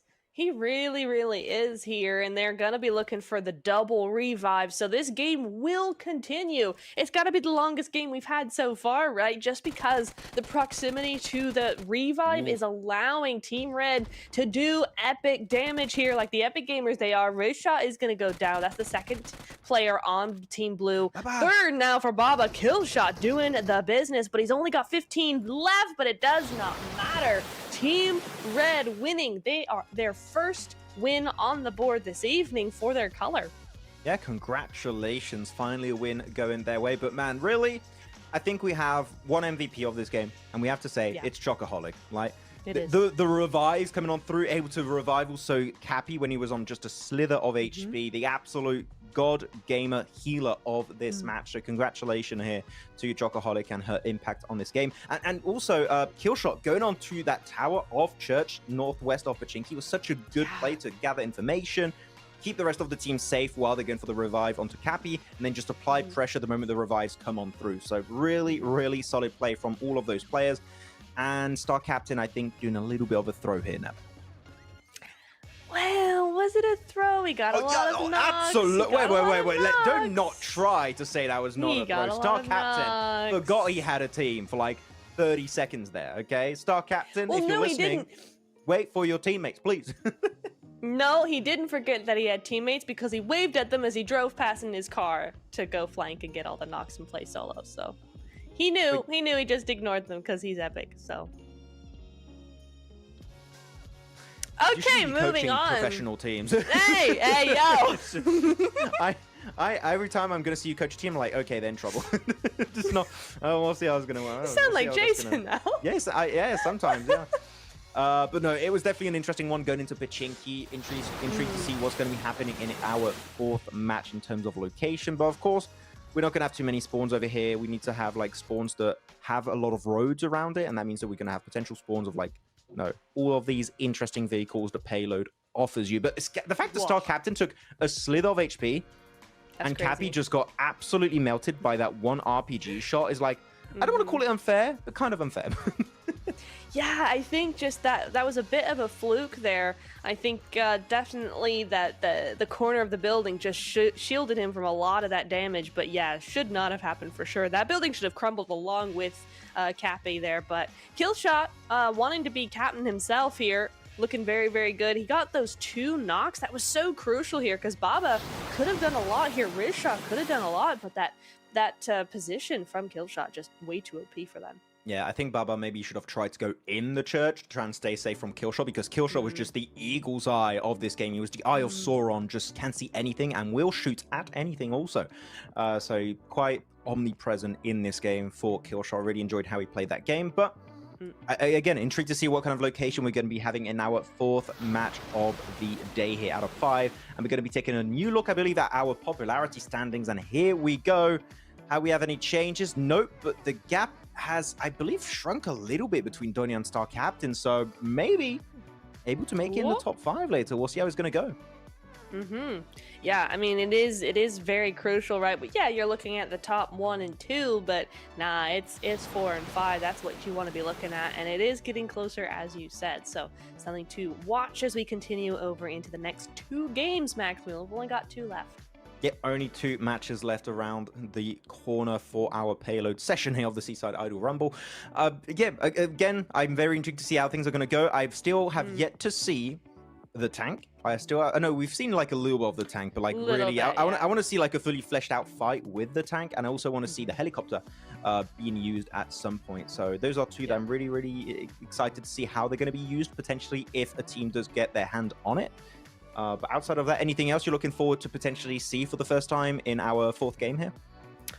For the first time, I think we've kind of seen a lot of what this mode has to offer so far. The players have been very, very good about utilizing as much as possible the different plays that they have on the cards. I do want to see the jets used a little bit more effectively. I think this first game, players were really trying to use those jets and figure out how they worked, because there was a lot of going straight up and then straight down and then eventually just giving up. So I'd like to see a world where we actually have a little bit more of an effective play coming in from those jets, and maybe not half the squad in one, you know? Yeah, I need 2 jets to just go over the like height limit so they can go full speed. Like that is going to be the most hype fight that I've ever seen in like PUBG Mobile if that happens. But we'll see. They need to get 2 jets, and unfortunately for them, they are quite rare unless we have another fight in military.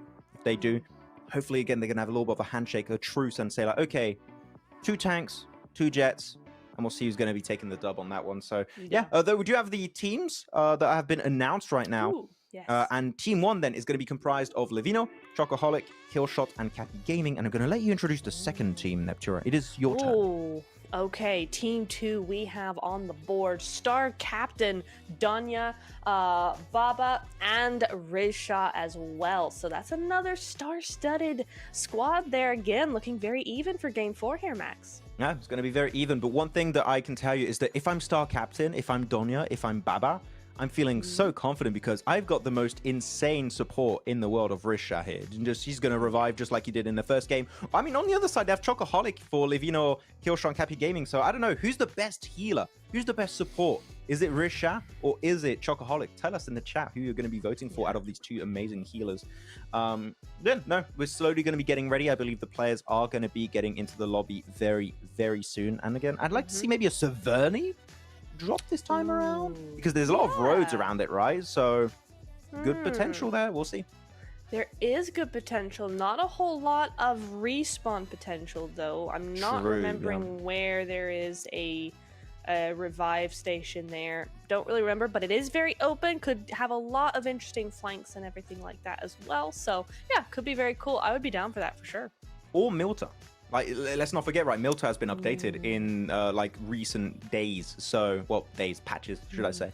So that could be a fun one because it's got a lot of roads around it, in the middle of it, over to the west, over to the east. So I would like to see that potentially being used by these players. And also, like, there's so much depth to payload. Like, I just keep remembering, like, certain aspects. I'm like, oh, there's that thing.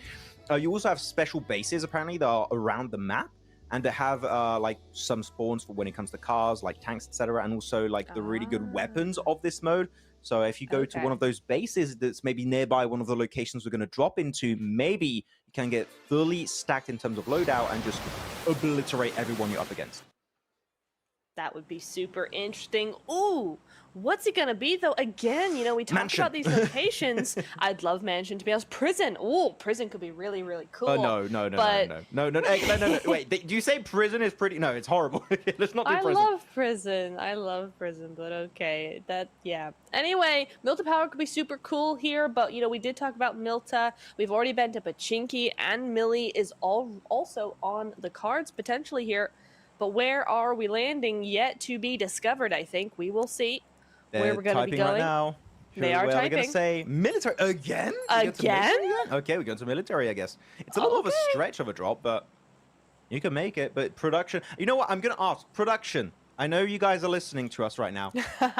Can me and Niptura pick the final location for the 5th game? Oh, yes. Can we have that kind of power? I would love that. I'll wait until we potentially get a response later on. Okay, they're asking. Production is going to ask right now. We are gonna be evil. I guess we still have to pick like a big city to have like interesting loot and stuff, but Yeah. we shall decide their Hospital. fate in the 5th game. Let's go. Zarky, yes. No, we can pick a okay, Zarky no, finish. okay, you do not deserve that type of power, Nitro. No. Power revoked. No, Okay, you said be evil. Okay. that's too evil. Like, you know, you have evil, and then you have picking Zarky kind of evil. Like, for me, you should be sent to the depth of hell right away. Oh, Okay? okay, fine. We'll decide. It's Okay? fine. All right, we will. We'll decide later. But for now, these teams are going to be deciding where they're going to drop, what the play is, and who's going to get the mech first. Because it does look like both teams are back Ooh. on landing on Trifecta here. We got another hot drop. Yeah, on C block. There you go. C block is going to be taken over by everyone. And currently, you're looking at... Oh, wait.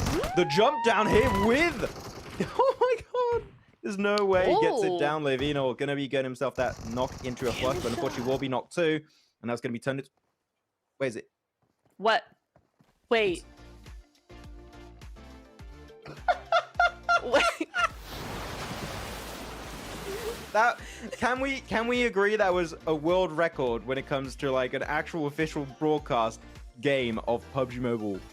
That was so quick. You blink and you missed an entire 4th game. Now this is why we're doing 5 matches instead of 3, by the way. For sure. Oh my God. Okay. Does this count as a rehost? Do we redo it? I don't know. I had so many points I was going to make, like, okay, so we're going to have normally 2 fighter jets. They can go for that fight that we mentioned earlier, right? But no, it's just, we take the gun, we shoot you down, we win, and we're out of here. So congratulations. Whoever, I didn't even see who won that game. It was so quick. Who won? I don't know. Okay. Well, sure. I don't know how to react to that now. I'm lost. I'm at a loss for words. Yeah, like how do you do what? Okay, do we have a replay? No. No replays because It's he was glitching. so quick. It's glitching. The replay Even is the like, how do you computer's like, want me to get a nah. replay out of literally 30 seconds of team fighting? Okay, how are we gonna do The computer this? blinked. The computer blinked. That's what happened here. They blinked and they missed it. Oh my goodness me. What's going on here? Here we go. All right, so maybe I can actually see what happened because I did blink and I did miss half of it. Here we go. I saw that. I was like, oh, rip KillSHOT. That's a shame. All right, gets another one. Donya just dead, immediately dead. I'm very confused about that. What the heck? Wow, that's so quick. I liked what Levinho was trying to do there with the honey badger, but That's it was not quite enough at the very end there. Yeah, crazy. Absolute madness here on the battlegrounds, but it's how it can go when the hot drops happen. That's why, for all the esports players, just quick reminder, hot drops aren't good. We have to do it now, but in general, do you know any teams in Nepturo that could maybe learn from like this kind of situation and to like avoid hot dropping? Yeah, Team Spirit could not drop boot camp with Asia Mix. There we go. The link is happening. We're merging, the content creator events and also esports. Yeah. There's a lot of lessons that can be taken from this. Yeah, we're going to be having our last map then to determine the landing point. We're going to be waiting for the signal. Are we allowed to decide the landing spot? They will check in internally. Yeah. Do we have that kind of power or not? Check. Oh wait, He last said- map. Our caster, he put the tag. Because it's so dark, I couldn't see it. So yeah, we will be deciding the drop location. I have the chat open, by the way, guys. Give me and Niptura some inspiration when it comes to which location on the angle you want us to pick. Okay, give us ideas. If we see a good idea, we might pick it. So tell us right now, and we'll see what's going to be happening. Though our teams have been announced here, Niptura, if you want to take us through them. Ooh, yes, sir. Team 1, we have Chocoholic, Capi, Rizshah, and Baba in the house. And Team 2 going to be featuring Star Captain, Donya, KillSHOT, and Levinho. Now, of course, I want to say that everybody on KillSHOT's team last game didn't have much of a chance, but KillSHOT in particular being the first one to go down after carrying the game in game 3 there was a bit of a shame, and I was just about to say it when the game ended, so we'll see if he can come back and carry the game once again. But yeah, a pretty even fight here for all of these teams, all of these epic gamers, and we'll see if we can last a little bit longer in this next game.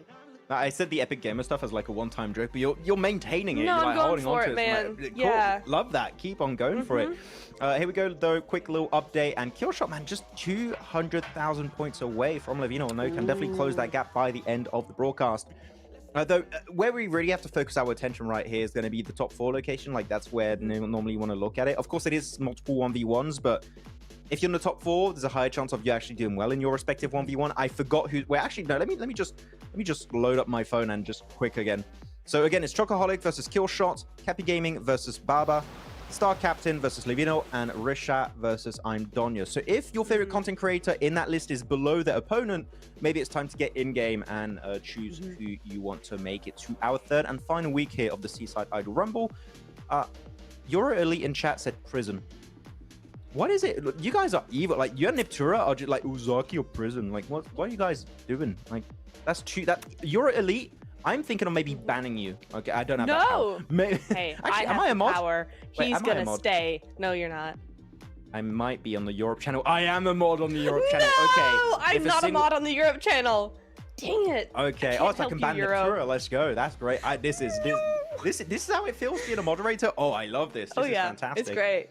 Oh, let's go. But no. We'll see how the playing path is going to go, and we'll see how things are going to be wrapping up that's gonna be interesting. for these teams. School, very open for a lot of it. If you're up on that roof, it's no-go zone, so we'll see. We shall see. Yeah, it's gonna be an interesting one. Last game, any final predictions, Max? Who's gonna win this one? I'm going to go with, you know what, Team 2, Star Captain and KillSHOT. I think it's going to be a great fragging duo if Star Captain remembers he has a team for a second there. So, yeah, that's going to be my pick. How about you? You know what? I'll go with you. I'll go with you on this one. Yeah, you got Donya in there as well, who was an icon in the last week's event. So, yeah, I'm going to go with Team 2 with you. Let's go on the Team 2 train. No, not the curse. The train. Double curse. No, it's too late. Double curse is happening. Dang it. Ain't gonna go too good. Yeah. So I'm just really excited to pick the drop location. Like, oh yeah, it's gonna be great. It's gonna be fun. We have so many options. Like apartment, school could be really fun.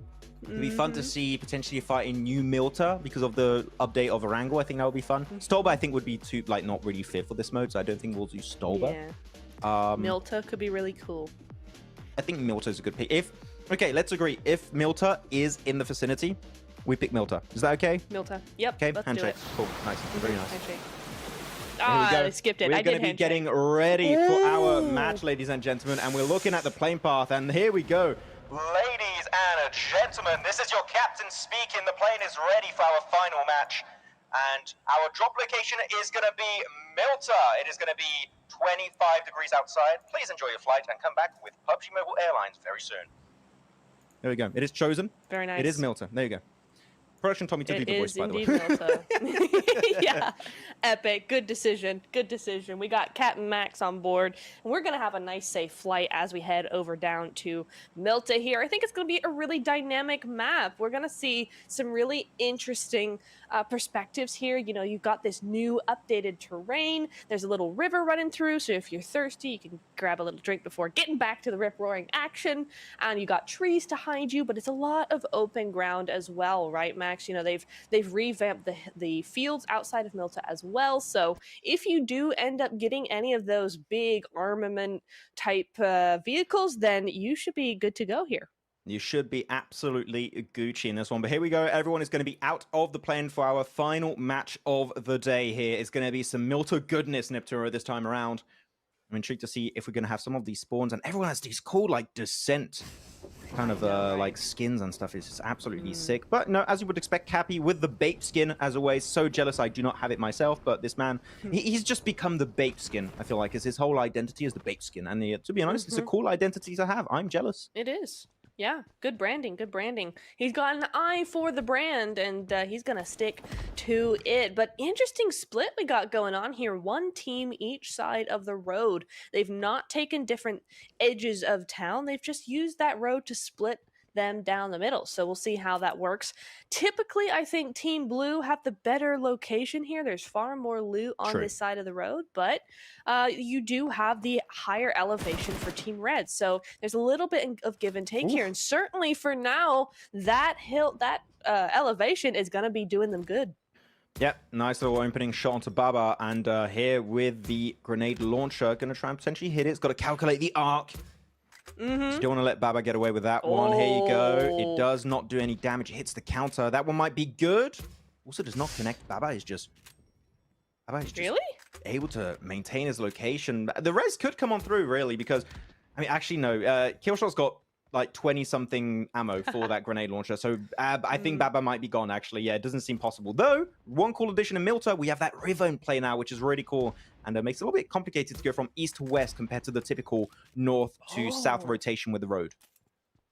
Yeah, it does indeed. Baba does go out, though. They're not able to get that res up and running, so they are going to have to play as 3 for now. But KillSHOT doing things with his team now. Now he's actually allowed to survive. He's going to carry the team a little bit here. So GG's there at the front. But we see Team Blue actually moving out a little bit. They're moving towards the back. They're moving towards those open areas. It does look like one of them's going to try and get a vehicle here, but Levinho might just cut him off. Yeah, it's going to be quite rough. Because if you get to the car, to be honest, you can just get out, revive your teammates. You have one, I believe, to the eastern edge of Milta. So that is definitely an option for them if they want to bring Baba back into the game. And here we go. Going to have the first vehicle. Bye-bye. For the blue side. And yeah, he's going to go for the res. He's just out there and leaving Chocoholic and Rizshah on the back burner. I mean, fair enough, really. But I wonder if Team Red have seen this and realized it's only a duo. I mean, that could be a thing to do, right? Is to clear Milta while they have one down. And then you know where they've gone to get that revive. And the revive is actually much more playable if you're going to attack it. So could be something they do here.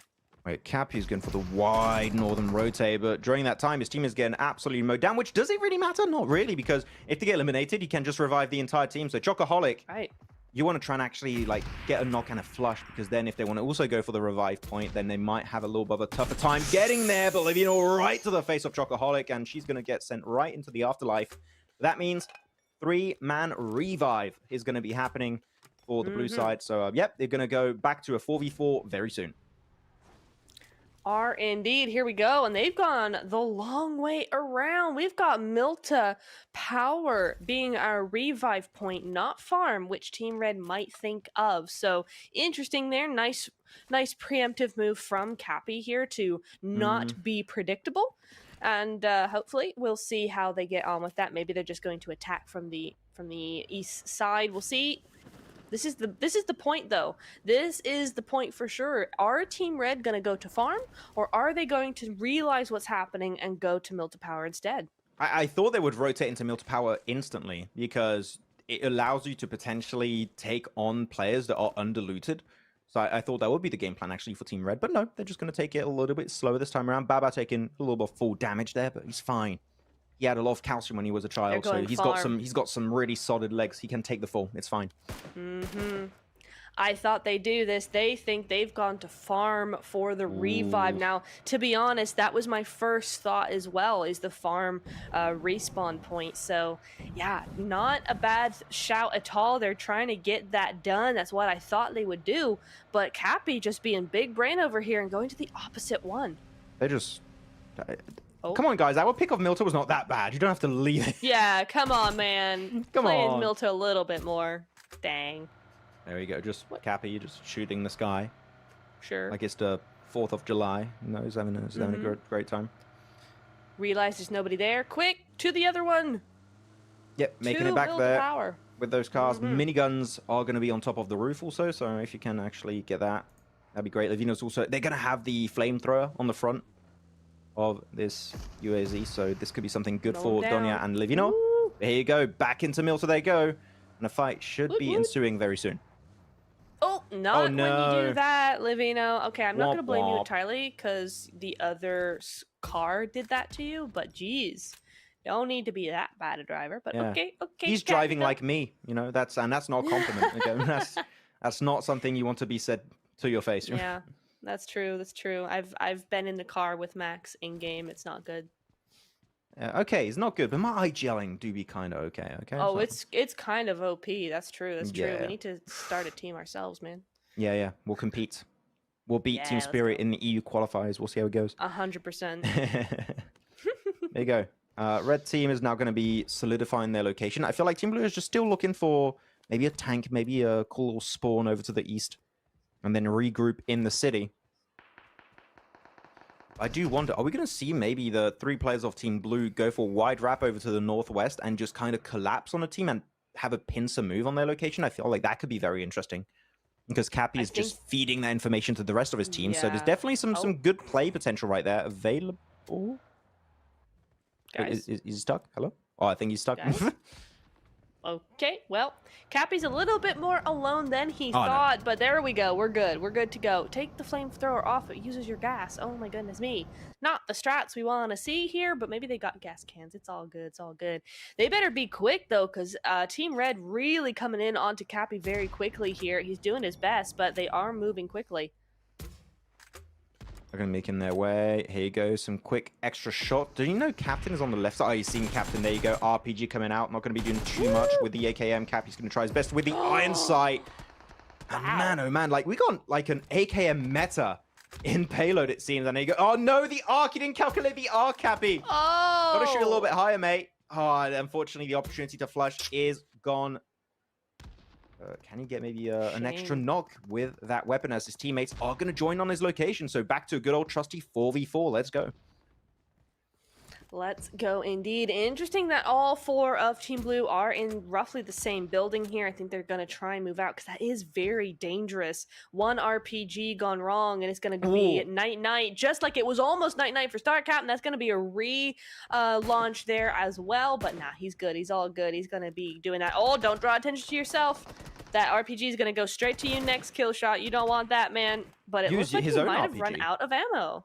Oh, does he have ammo on the RPG or not? Like, well, he does. I would try and shoot it against the wall, and you might be able to get yourself a really good clutch knock. Yeah, 'tis true. There you go. Now Milta's getting interesting, huh? People telling us, oh no, don't go. Actually, the blue zone's going to be on them very soon, so you might want to speed things up a little bit. And here we go. That's the speed up we wanted. Donya's going to be knocked away. Can they get the flush? And Donya just keeps getting away with absolute murder That's here. Crazy. And actually, no, they don't. Okay, nope, goodbye. Never mind. Yeah, Baba's in a great position. Almost gets knocked, but isn't going to do much in return for that near knock. So he's just going to have to heal up as best he can. But KillSHOT, you know KillSHOT's got all the moves, all the strats. That's a cool nade. Not going to do anything, though. And KillSHOT going to have to go ahead and med up. Way too close for comfort. Let's not forget Team Red can also go for a revive if they want to. It's just starting to get a little bit late for a revive because of the blue zone's going to be coming on them very soon. We're about to get into phase 2. Some people are saying Capi use your M16, Capi use your SKS.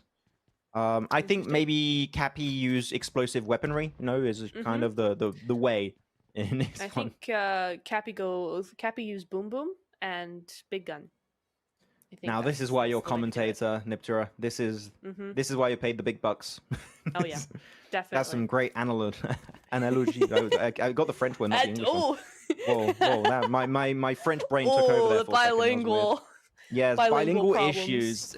Yeah, for sure. Ooh, hang on, Max. They are getting the revive. Interesting. So we are back up to 4v4. They're going to compensate for the shortest game ever by making this the longest game ever. Yeah, 2 records back to back. It's going to be broken by these players. Opposite directions. That's going to be an interesting one. There you go. How are they going to regroup? Are they going to do the pincer play on that location? I feel like a pincer move would be an absolute gamer move, but so yeah, there you go. KillSHOT's going to be making it forward with Star Caps, and the flamethrower are going to be absolutely roaring through. The red team is going to be losing their 2 players, and that is going to be the blue side with a pretty decent 4-2 man advantage, and they're already going back for the revive. Like, okay, no, we're not dealing with this. We need another bunch of res, and that is what they're going to go for. So nice play. Nice play indeed. It's interesting that Team 2 went for the exact same play as Blue Team. I think they went to the opposite direction of what they might expect. Might expect to go farm, but no, they go to Milta Power. They're going to go back in through the blue, and now they have to wait, though. Thankfully, it is only stage 1 blue, so no damage there. Oh, my goodness. Baba, control your vehicle, please. It's out of control. Yeah, he's doing some freestyle in the car. Didn't know you could do that. Olympic gold. Break dancing in the car. There you go. 3 players going to be also in their own. No, leveled up Dacia, I think it's fair to say. Yep. Extra tanky, extra flame throwy, and mini gunny. If those are words. Yeah. Yes. And this is why I'm a caster. Cargo. Yeah. That's why I pay you big bucks, Mike. Who's Mike. Mike? Mike, okay. Who's Call me Mike Mike? for until the end of the stream, guys. Interesting. No. Max. Yeah, interesting. Moving on. KillSHOT and crew going to be taking that north side of Milta, right? Or north above Milta. I don't think there's much point in going back to Milta at this point in time. The zone is going to be coming in. I think farm's going to be our next play spot. Will Team Blue actually figure that out, that Team Red have decided to not go back? We'll have to see. We'll have to see how things are going to be wrapping up for these guys. As they're just out of here. Oh! Yes! What? Finally, now this is what I wanted. I wanted some helicopter goodness. Helicopter. So this is not the one that has like weapons on All the the side stuff? you can use, Yeah. but you can rain down RPGs, grenade launcher stuff from this height. So no, definitely got a big terrain or sky advantage, you would call it, I guess. Yeah. Mm-hmm. But there is a danger here, though. You have all 4 in one helicopter now. Max, we know the dangers of all one squad in one vehicle, but even more so here because you've got those anti-aircraft, you've got those rocket launchers, right? You make one wrong move, this helicopter goes boom, and all of you do too. Yes. Though it's a little bit harder to take down if like 4 players were in one car. Like now you got 4 players in one helicopter, which is a little bit harder to take down. But here Indeed. we have it. They are going to also potentially join up. Where are they go? Are they going to look for like another helicopter or maybe a fighter jet or something? They're looking for something, but what? I'm not too sure. Yeah, maybe they're looking for another vehicle, you know, an armored vehicle. There was one in Pachinki last time, so looks like we might see that. Or they're just going to go ahead and land. Whoa. Take 2, loot up some more, okay, we're going Pachinki. Pachinki is the new place to be, it seems, as this game is going to continue for a while. We'll see if Team Blue are able to get quick to Pachinki. Yeah, KillSHOT said, come Pachinki, everyone. So everyone's going to be converging into Pachinki for a second fight. So it seemed like our pick of the drop sucked. Apparently. Unfortunately, kind of making me sad. This is why we're casters, Max. Yeah, I thought it would be fun to go in Milta after the update of Milta, but no, it's not. No. They didn't want a piece of that. But okay, you know what? We're going back for another Pachinki. It seems they're just going to be racing it down. Flamethrower in hand. That's what that buggy was doing going past. Sorry, I had to. Hey, though, no revives, though, should be not too many revives. So who's winning it now? What's your next bet when it comes to, or your next pick, should I say, when it comes to this fight? Well, they're both even, right? Both teams have had the chance to revive all of their squad, and it is fairly even. I think probably Team Red have right now the advantage just because they are ahead of the game. They're in Pachinki and they are already set up, but Team Blue are pretty good at making those plays and getting what they want, so could be either one personally. Yeah, multiple cars are going to be picked up by the blue side. There you go. I think they should be fully ready now to approach Pachinki. And the thing is, the red side had time to prepare their defensive position, so they are fully ready when it comes to taking on this fight, fully looted out of their bloody minds, and ready to take on the next fight. So yeah, this is going to be a really, really big fight, and I think it's going to go pretty quickly. I think that now these teams are like, okay, we don't have a second chance at a revive. We're not going to have a player in the back trying to res us if we get knocked. Like, we don't really have that option anymore. We're just going to full send it as a 4-man team and try and obliterate every single player we see. So I think that's what we're going to see in this fight. Well, I hope so. We want some action, right? We've had a few spats here and there, but overall, nothing too fierce and mighty. And it actually could look like we're going to get a change of pace here, as you said, Max. Because look, here they come, barreling in on the wrong side of Pachinki. We saw where Team Red was expecting them to be. They are not going to be there. It's going to be the opposite side, but KillSHOT is ready. There you go. The roof meta lives on when it comes to Pachinki. Actually really good. The roof meta against these RPGs and stuff is amazing because it's really hard to aim it. Unless you got a perfect arc on a, for example, grenade launcher, then you can have a really good option, but it's really hard to pull off. So I think that right now, KillSHOT, this location is absolutely goated. And that's a goated shot also on the RPG. I'm going to go for secondary. Can he get the flush? Unfortunately, hits the side rail and Capi barely makes it down into the staircase. The res might be coming on through again. But are they going to go for the push here? I think that going for the push onto Capi and Baba might not be a bad call. Yeah, I agree, especially when you've got those RPGs, right? You know they're in that building. Team Red are going to do their absolute bestest here.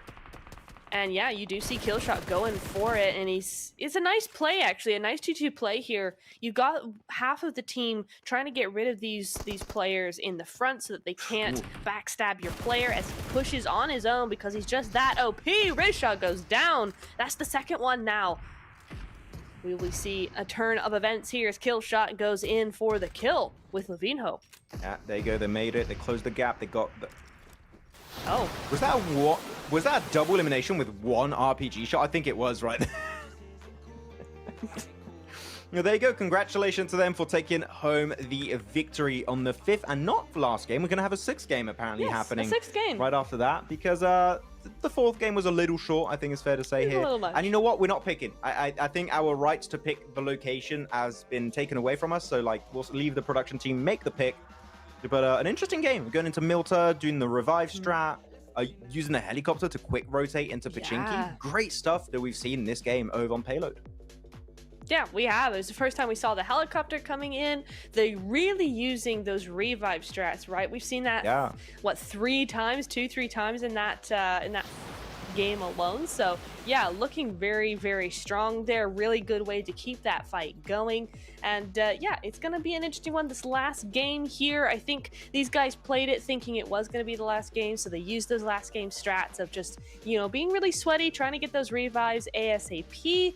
But now, are we going to see a return of that, or are we going to go full send?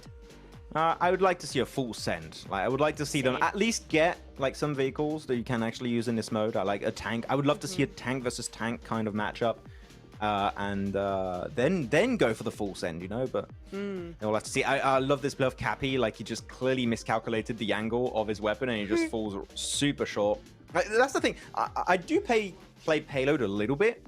The reason why I'm scared of using like RPGs and stuff is that I'm scared I'm just going to be really bad, move in a wall, shoot the wall, and just eliminate myself. So that's why I'm very careful when I play Payload. I just try and get in the jet and just stay high in the sky. At least I can't eliminate myself that way.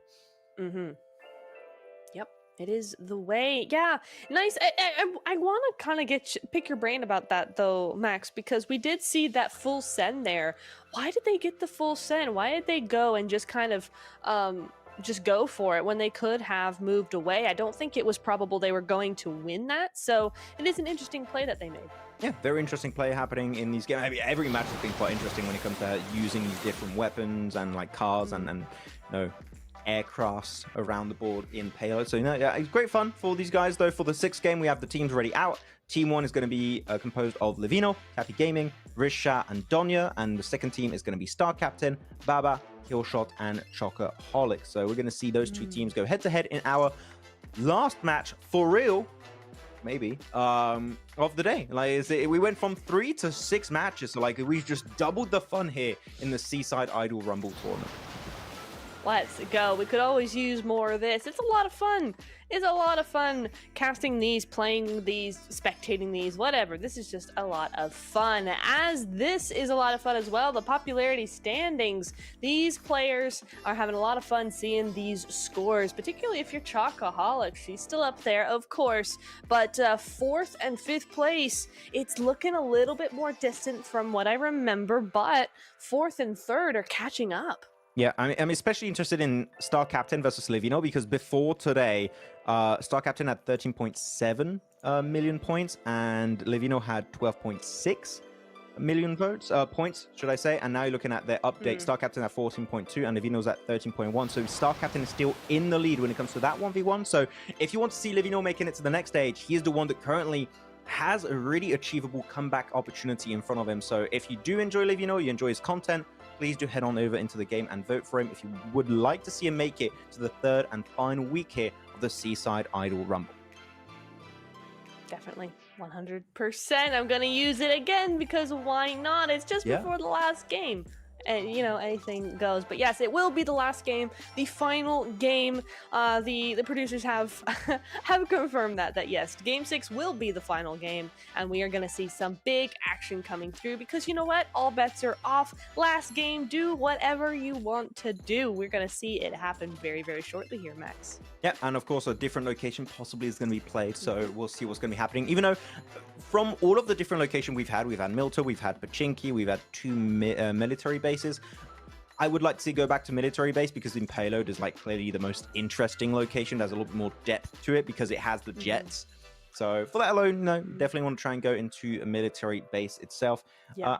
Again, I want to see a 1v1 of the jets. I don't know how you feel about that, but I want to see a fighter jet 1v1 in the sky, because that's just, why not? You can't beat that kind of entertainment. Like in PUBG Mobile, like it's not possible. It's too good. Yeah. 100%. Guys, if you're watching, if you're listening to us, please, 1v1 jets, let's go. Because yeah, they are OP, they're hard to control, but I think they're pretty OP. So yeah, I do want to see that for sure. You know, leave your teammates to fight it out on the ground. Just send one of you up there, or maybe all the rest of you go grab some popcorn and watch your teammates battle it out as representatives. There we go. Not representatives, representatives.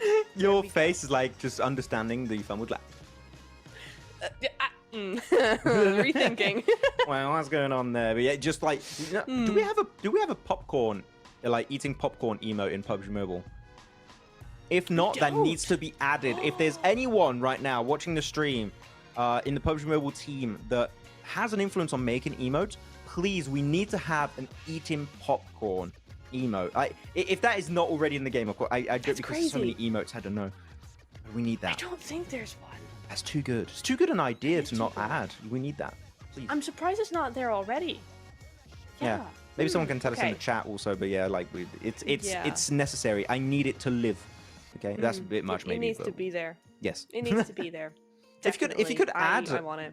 If you could add anything to like the specifically payload mode of PUBG Mobile, like anything you want, what would you add if you had the power of doing so? I don't have an answer myself, but like I'm trying to think what I would like to see. I actually know. I know what I'd like to see. If you have, do you have an idea or not? I can say mine. I do. Okay, go for it. I have one. I think it would be really cool if you had one that was like an explosion, like you just like the player going, like, so you could, once you kill somebody, you go over to their crate and go, like, you know, I exploded you. Okay. Don't judge me. That's your judging face. Okay. Yeah, I mean, I'm judging you like 99% of the time. Not 100%. Like it'd be super 99. snarky, like, you know.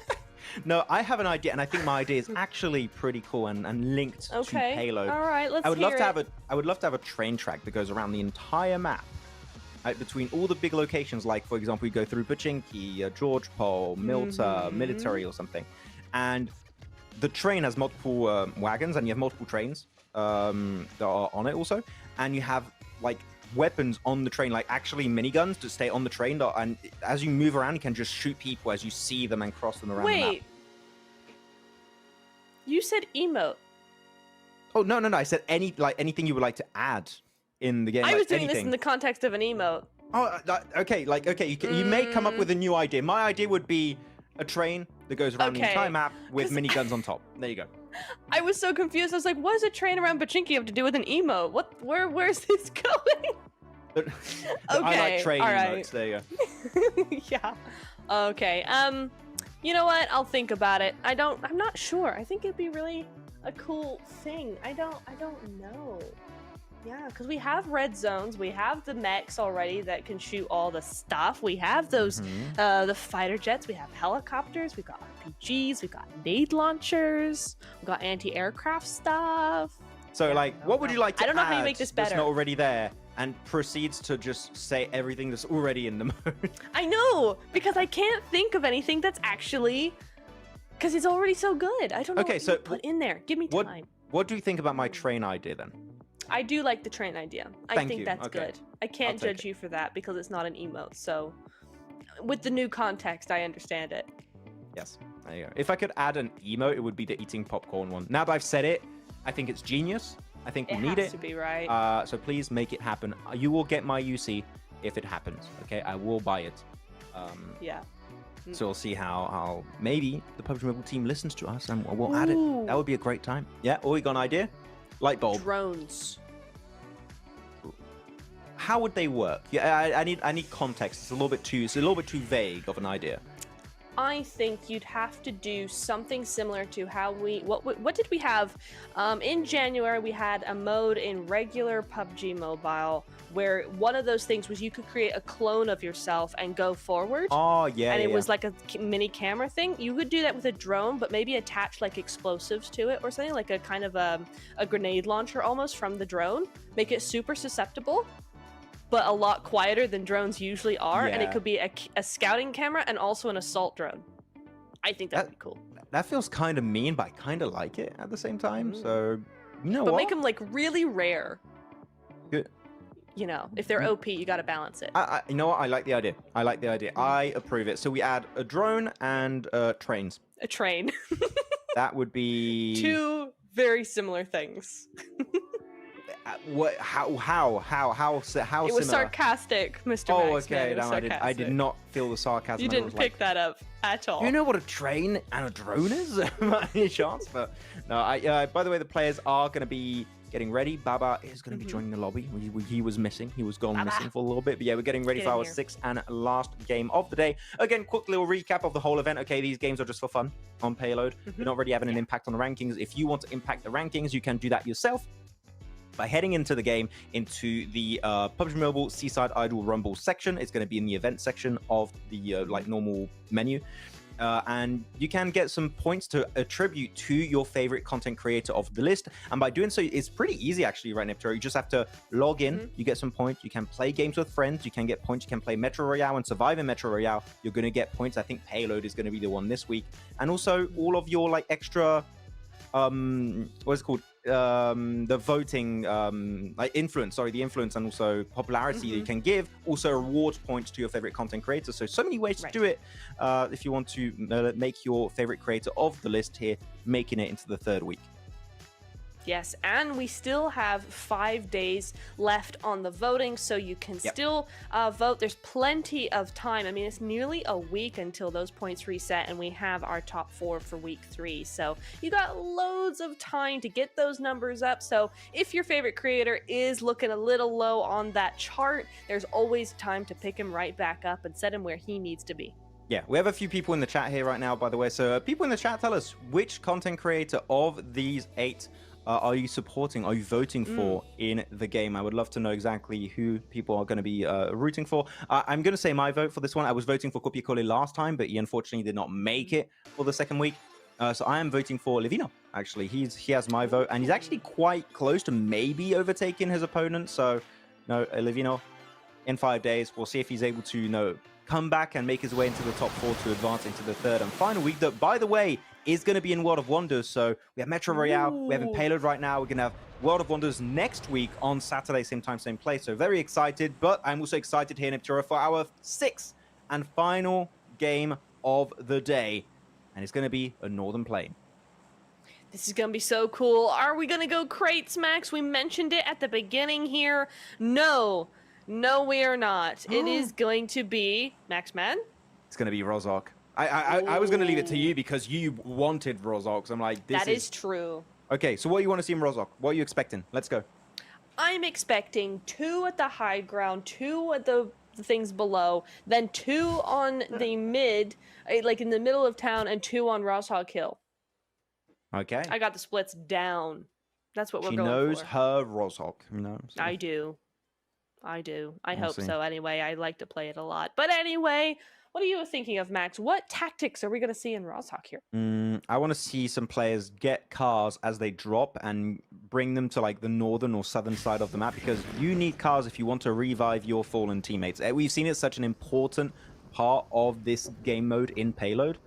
So we'll see how they're going to be potentially getting those cars under control. Maybe a cool helicopter spawn could be happening too. That would be sick.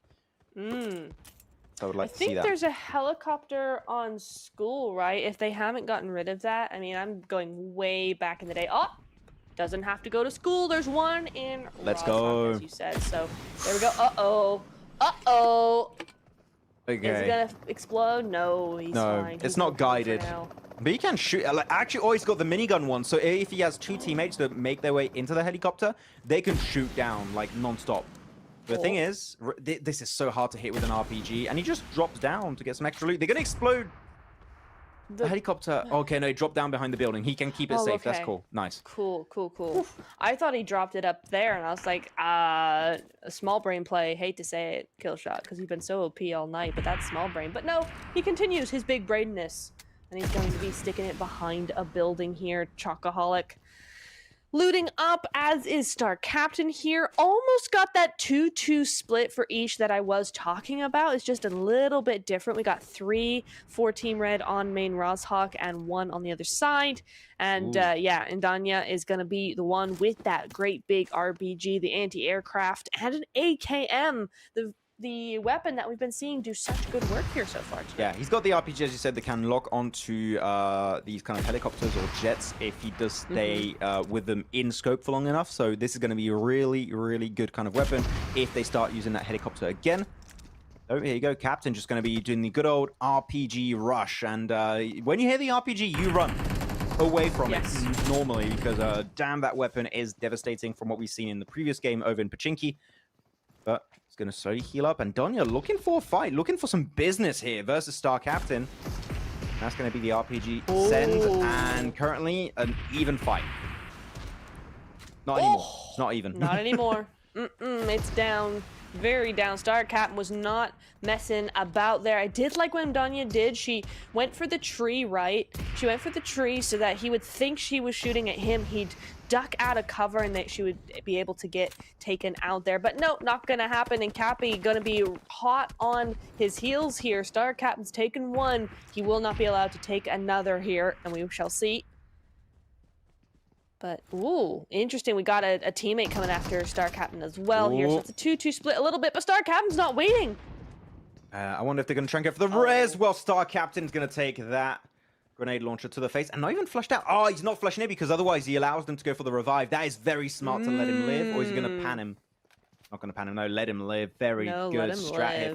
He's just trying to be a pain and block the door. Oh my god, Captain has been a pain, trying to make it back to his teammate. Baba! Oh! Coming around trying to save the day. Maybe he's got his own grenade launcher, but unfortunately it will not be enough. Baba will not be able to withstand those shots. And now Levinho is going to get one flush, but letting one remain as Capi is going to slowly get revived. Do they know that it is Captain and that they don't want him revived because he's going to come back and be OP against them? I don't know if that's the thing. Because they did leave Baba, which is interesting. Because if they're going for the strat of no revive, unless one of the players was just not in on that play, weird that they would only keep one alive here. But anyway, Rizshah gonna be taking the loot, take that RPG, get going with it. Yeah, yoink. Great word. I love that word. Yeah, they're gonna yoink it. And KillSHOT still got the helicopter, though. We have to remember that as Levinho's looking over at Chocoholic.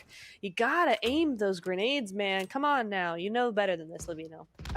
We say that, like, it is not easy to use a weapon that's like an actual downwards arc. It's quite complicated to calculate it perfectly. Like, typically, you always want to use one to have a good idea of the range, and then the second shot is pretty accurate, so...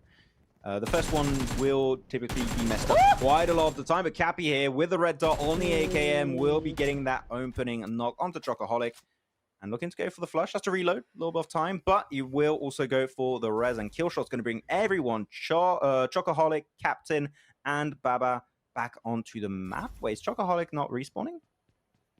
Oh. Or is oh, no, there you go. There she is. Yeah, she is. There we go. We're back. We're back, baby. We're back, Baba. We're back, Baba. Yes, indeedy. Interesting tactic here. I would have hoped that Team Blue might have been a little bit proactive, knowing that the heal strat is definitely going to be in play here. I would have liked to see maybe one take a vehicle, there's plenty of them, and go and try and hunt down KillSHOT a little bit there before he could revive too many of his teammates. But they are going to get this full reset nonetheless here, and it's a good split from them. I think Team Red coming down onto that high ground is going to be a good thing for them. It's going to be a very good thing, though. Of course, when you do get respawned, you have a little bit less loot, and all the loot has been taken away by Team Blue. So they're going to be quite stacked when it comes to their utility, when it comes to the ammo and all the cool weapons you can potentially get in Rizshah itself. There they are. There's a lot of a pincer situation happening here on the blue team, right? They are in between all of the players of the red side. And also, I don't think they have access to cars, so like they can't really go for the res onto Donya. And if they lose players, I don't think they can really afford to go to one of those respawn beacons. So they're kind of locked in this location. Maybe not actually. Look at Team Red. They're just leaving to the east. They're gone. Yeah, they need more loot. They're trying to prioritize that loot factor before going for the full send, which is the right play here. I just don't like, and I'm sure neither do they, that it's costing them that high ground that Team Blue will be able to get back now.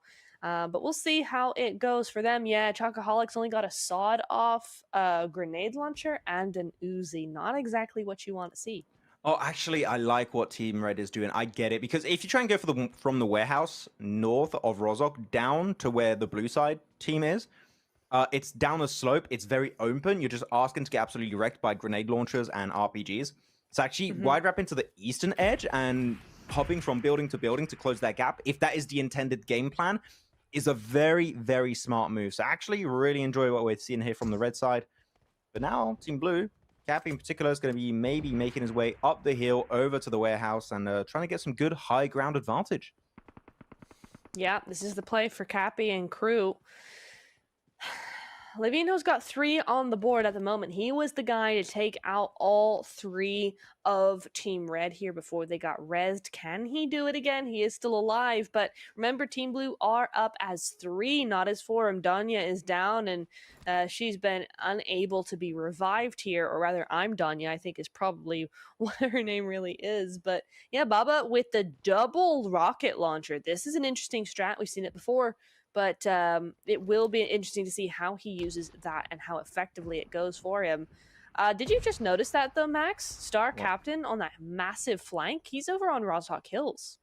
Oh, he's going for it. Yeah. He went over to Garden, making over to the east of Rozhok. And or is he going to try and regroup with his teammates? I think that's the game plan because they just go for the res. They're back to a 4v4, it seems. Here we go. They're playing the long game. Love it. And actually, I have a question right now because this guy in chat, Football Edits, is supporting Baba very clearly and Capi. And he always says, Capi, don't get the AKM, get the SKS. Can I have a bit of lore, a bit of explanation as to what is the lore with Capi, the M16, and the SKS? Because there's something that I clearly don't understand, Football Edits, so I need a little bit of background knowledge. Please provide us that knowledge. Why? Explain. Give us the tea. Spill the tea. We want all the gossip here about why Capi needs to use these weapons. Yes, please. As we see Baba trying to do something here, Max. He's looking over at Team Blue. Team Blue are not looking at him. They're too busy being awesome. But Rizshah does go down there and gets taken out. Baba doing the work here. This flank is working out so far. It is going to be working out great. Baba wants to wrap up this fight. Kind of forgetting he has teammates right now. He's just one-man army. But, no, with an RPG, you can easily shut down a man advantage very, very easily. So we'll see how this is going to be working out. M4 plus the RPG loadout. On the other side is going to be UMP and RPG loadout. Actually, this building is very vulnerable to RPG shots. So if Baba gets himself a good angle, an RPG shot right through the window, that could be a double knock quite easily. Oh! Wait, what? Where did he get that? I have no. I don't know where he went on a shopping spree somewhere and he just came back from the mall. Yo. So fair to say now, if you're Levinho and if you're Capi, you stay inside.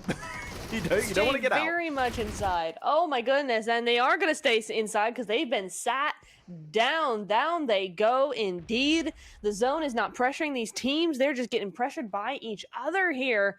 I don't know where the rest of their team is. Where's the rest of Team Blue? We've only seen 2 for a while now. Going for the play. Oh, the fighter jet just nosedive down into the ground.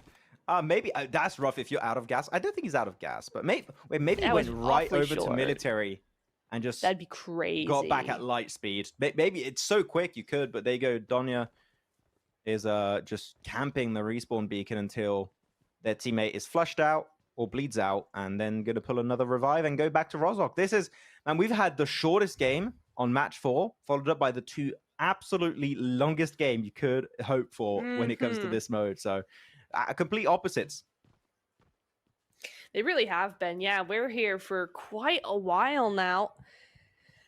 As we're looking for, we're gonna have a little bit of a chit chat, maybe a little bit of a hey so y'all, please kill me. Oh, and we got a little bit of a character here, just gonna be breathing and nodding and shaking his head and saying, "Nope, look at me, I'm the best, I'm the cutest." And then we go back to death because Levinho's getting carried around, and they're gonna nade everybody with him. Apparently, here we go.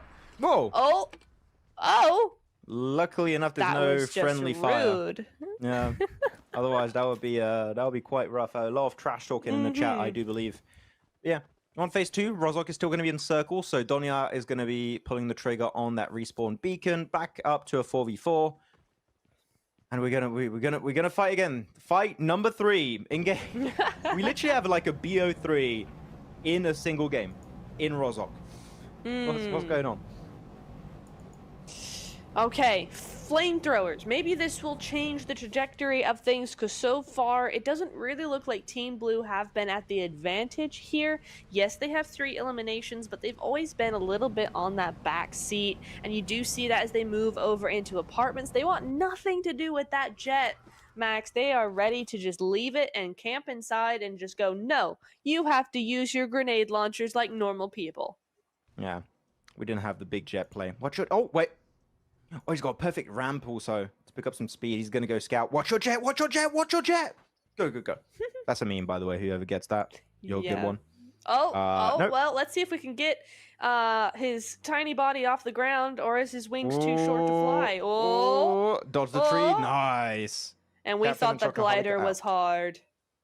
There we out go. Of here. GG's. Let's go. It looks really fun to actually use. We need to use this. Oh! What? Oh! Wait, what? Oh, they used one of those guided missiles and they instantly got them. Chocoholic has to take control now of the jet and makes it over Potato Hill, south of apartments. Well, their 2 teammates are going to be making it back, but yeah, making it out there, then taking the full damage. That's a sad way to go for Star Captain. So L's in the chat for Star Captain, guys. That was a tough one to watch. Big rip, big L. But now they have a fighter jet behind them, which they have to watch out for. But okay, so we have a 2-1 split, a 2-3-1 split, and then a 2-1 split. Interesting stuff going on here. The esports mind never shushes, never stays quiet, must be there at all times. Oh, here we go. Are we going to see another rocket launcher being used? No, just the UMP as he dives bombs, does a little flip, does a little twirl. Just showing off at this point. Up he goes. Are we going to be going down anytime soon? She's going in the stratosphere right now. She's leaving the planet. She's going to Mars with Elon Musk right now. That's where they're going. Yeah. She is out of there for sure. And it does look like Team Blue are going to try and get that helicopter over by school as well. And that should do it. Oh, KillSHOT does not go down from that. That was a close call there, Rizshah. Actually used about half of his ammo on that grenade launcher, so you need to start being a little bit careful because the loot is going to start to run out, and he goes right onto the rooftop.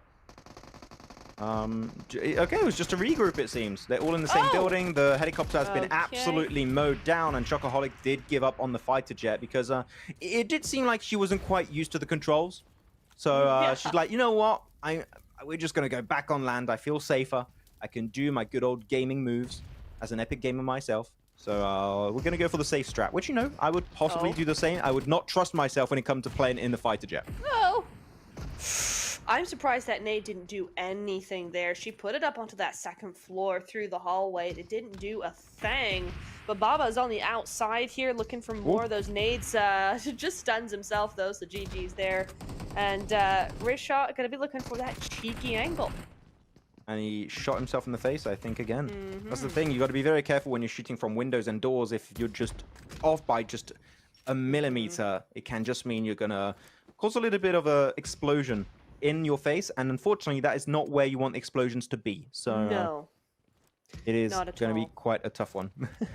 It sure is. I mean, for now, Team Blue looking, or Team Red rather, looking really down in the dumps. They've only got Choco up. She's just gotten that res over onto KillSHOT, but they are down to 2 now. Meanwhile, Team Red are up still as a full squad. So there's going to be a change in tactic here. I think we are going to be looking at Team Blue trying to be very aggro here. They're not going to push, but they will use that utility as much as possible.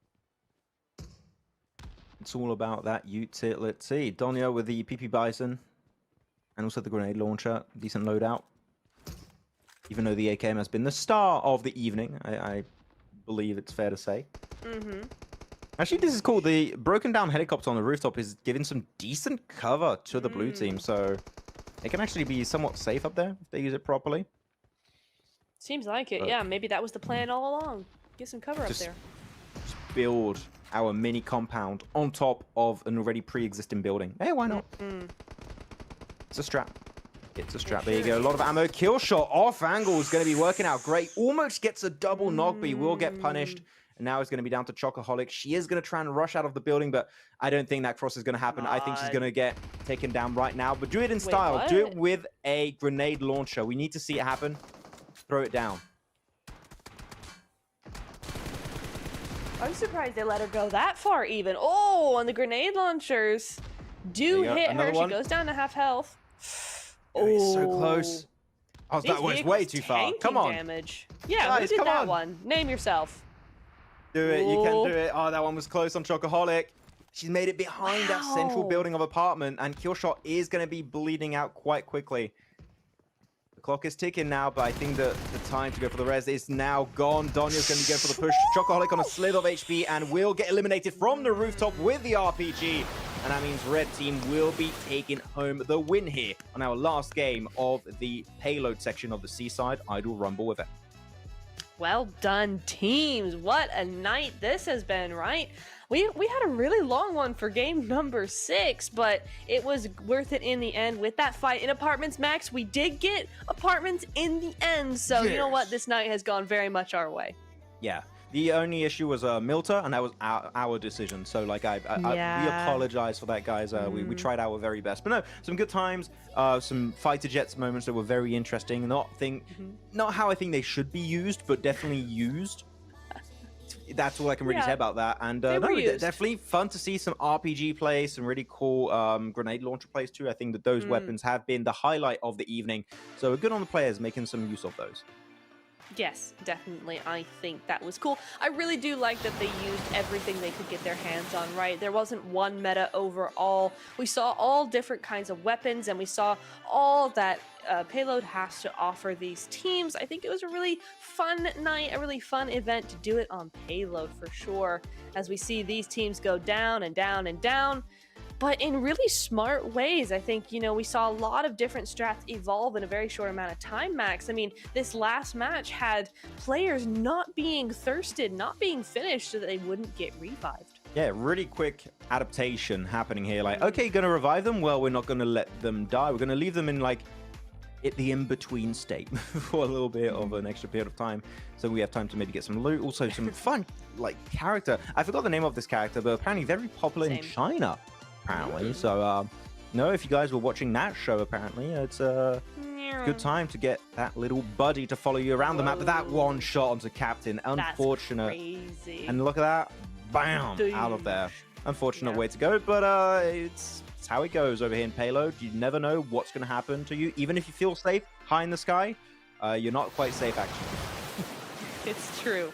You're never safe, but I think that's the name of the game, right? You're never safe until you win, Max. And that's where we're at here. I think the event was actually very much even between the two. And I know, yes, we had lots of different players going around all over the place. You know, it wasn't two set teams, but each color got their chance at a win here, which was really, really nice. But Max, we are seeing popularity standings, and doesn't look to be all that much different from earlier. Yep, Star Captain versus Levinho. That is going to be one fight that's quite interesting. And currently, Star Captain is still in the lead. And Chocoholic has just got like almost 67 million popularity points. So like that is just madness coming out from Chocoholic. Capi Gaming also, I believe, is going to make it to the finals quite easily with his current lead versus whoever he's going up against. And let's not forget, I mean, you mentioned it earlier, right, Nap. these votes are still going on for an extra 5 days and a few hours. So, you know, that's a lot of time. We can just log in every single day, do your daily quest to get some extra points to attribute to your favorite content creator of this list, and to hope for them to make it into the finals next week, and to possibly, if they make it in first place, have their voice pack added to the game. So that would be a big achievement. I'm sure every single one of these content creators would like to make happen, make reality. But it's only going to be given to one person, and currently Chocoholic is looking like a very easy contender going for that prize. She sure is, and that'd be super cool, right? I mean, at the end of the day, all our content creator voice packs, I don't think we've had a woman do them. So I think that would be really cool then if at the end she does end up, you know, getting that voice pack. To my knowledge, certainly recent history, we haven't had one. So I think that'd be really cool as well. But we'll have to see, right? We've got 5 days of voting still left on this round, and then we have a whole another round after that, Max. So nothing is for sure just yet.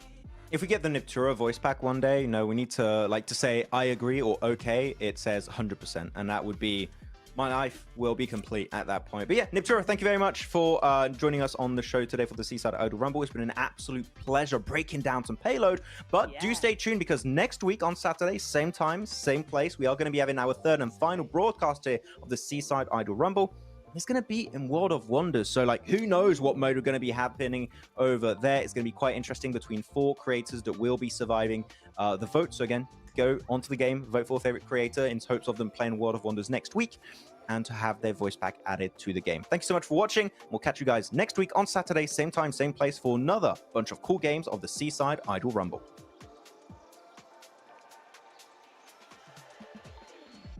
See you next week. 家园便应运而生，一个由玩家自己搭建的家。在这里，你可以装饰自己的空间，邀请你的好友到你的家中做客，结识更多志同道合的游戏伙伴。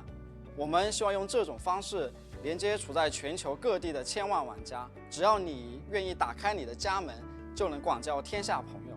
在这次3.3版本中，我们也为各位的家再次升级。这一次，你可以在你的家园中举办热闹的派对了。在派对里，麦克风、DJ 台还有舞池等等设施一应俱全。同时，为了满足玩家的个性化表达，我们还新增了领舞和自定义编舞的功能，让玩家可以在派对中秀出自己的身段，同时在舞台上引领大家嗨翻全场。其实大家看我似乎有点文静的样子，但你们可能不知道，我可是团队的舞王。要不然怎么为大家把场子热起来？在即将到来的空投嘉年华里，不妨和你的好友齐聚家园，开启一场泳池派对吧。除此之外呢，我们还增加了 Noodle 棋的玩法，在热闹庆祝之余，与好友一起下棋、聊聊天，也未尝不是一件美事。我们看到大家都很喜欢去朋友家的家园树，帮助好友收获树上的家园币，自己也能有小收获。那在3.3的版本呢，我们也对这个功能进行了升级，大家可以给好友的家园树施肥和浇水，提高树的等级，既帮助朋友，也可以帮助爱偷偷采摘果实的自己哦。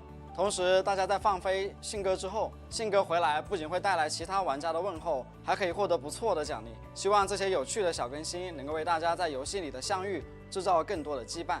在未来，家园也将持续保持更新。这里先给各位爆个料，在后续的版本里，家园将与主题玩法或者现实节日更加紧密的贴合。同时，我们也会开发更为丰富有趣的建造资源，并送出更多可以免费获得的家园道具。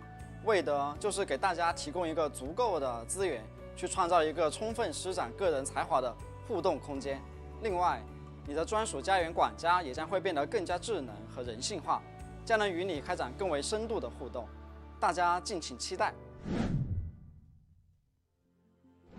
Hello， 大家好，我是 XL， 我在 PUBG Mobile 中主要负责 World of Wonder 的模块，也就是大家常称的 World 模块。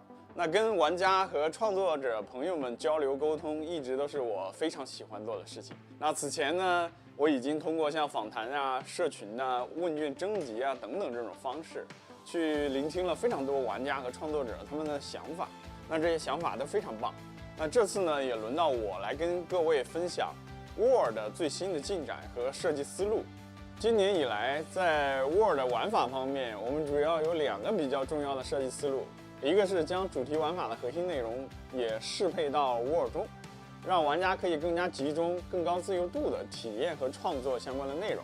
那包含像主题玩法元素的 War 地图，比如在 3.2 版本中就有玩家创作了机甲团境对战，初升级人手一台机甲配满，战斗爽感很足。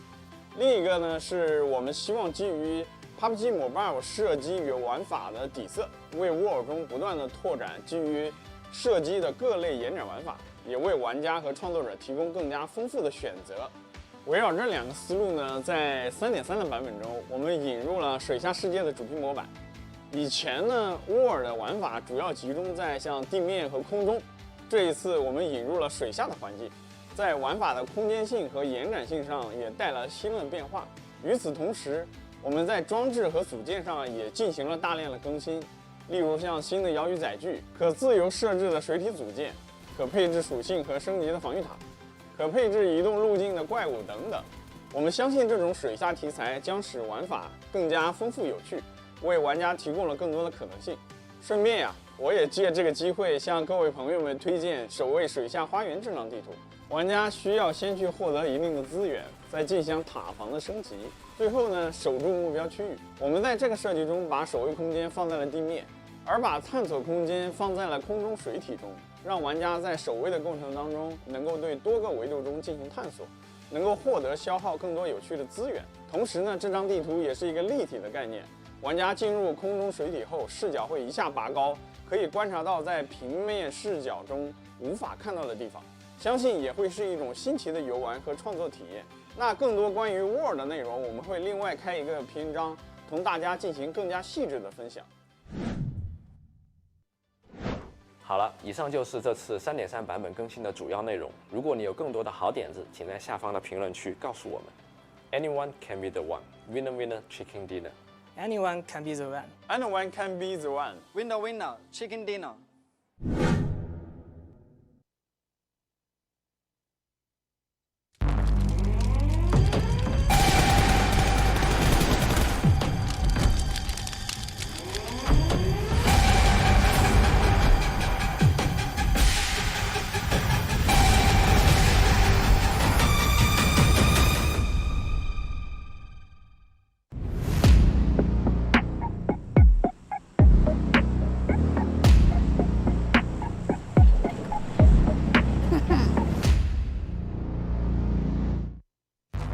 Disaster has struck again, in the form of a zombie uprising. Not a corner of this town has been spread.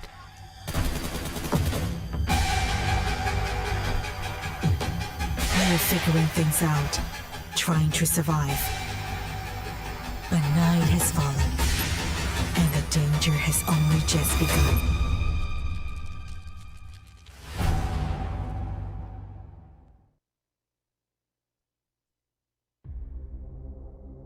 Zombie uprising. Disaster has struck again, leaving a small town in a dire situation. The conflict between humans and zombie is escalating. Dear survivors of PUBG Mobile Metro Royale, get ready for Metro Royale Chapter 21. The new season launches on July 12th and lasts until September 9th. Your mission is to fight off zombies, get supplies, and evacuate successfully.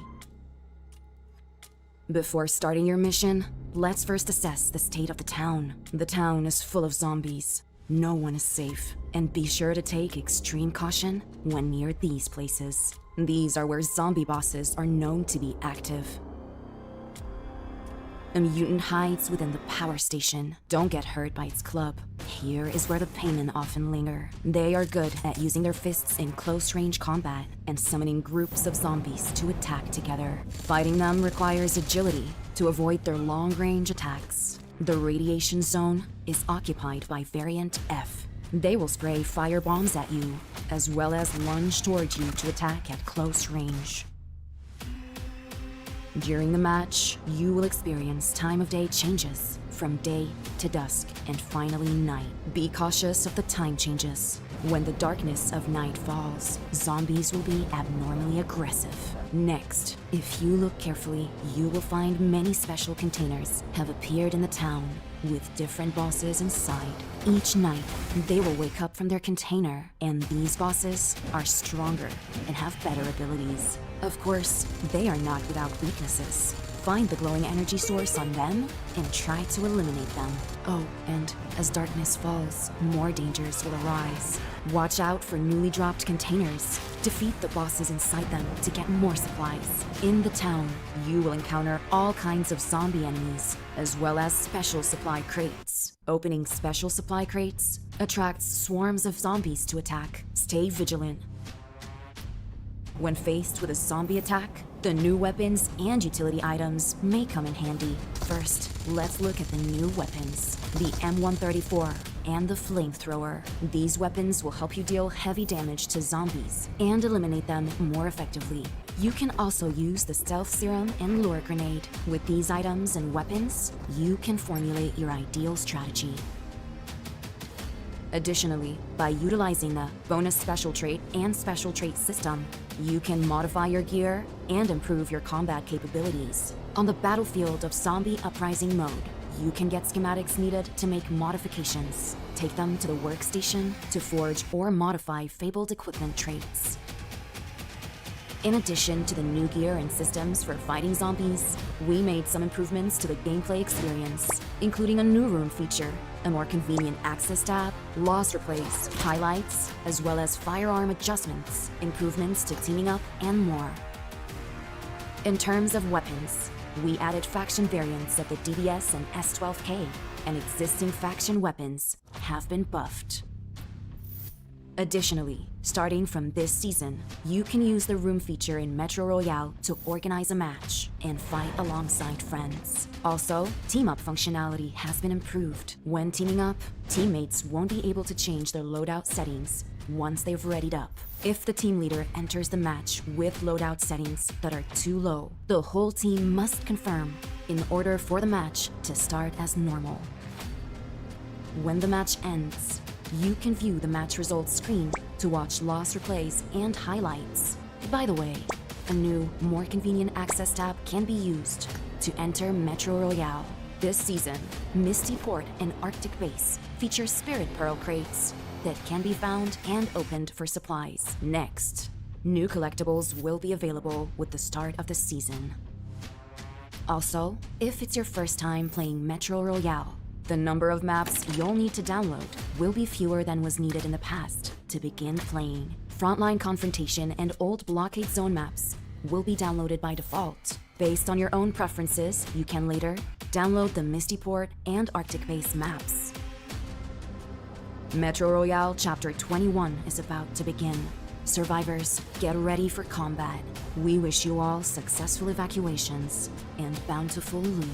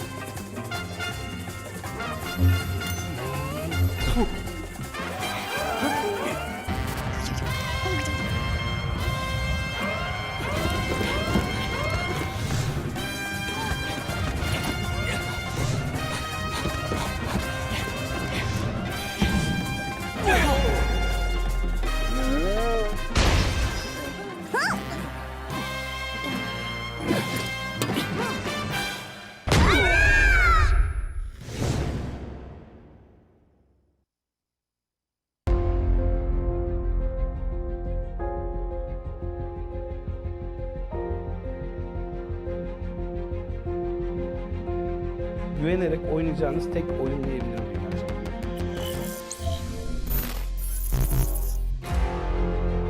Saniye saniye, piksel piksel videosunu, karelerini inceleyerek hani her türlü yakalayarak sonuca ulaşıyoruz.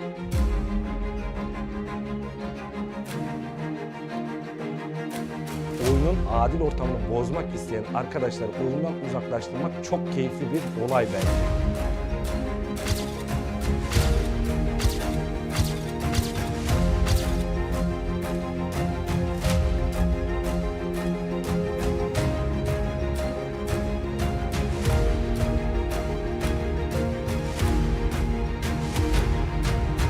Bu işlerden uzak durmalarını tavsiye ediyoruz. Kaçarları yok çünkü. Avlanmaya devam edecekler. Biz avcıyız.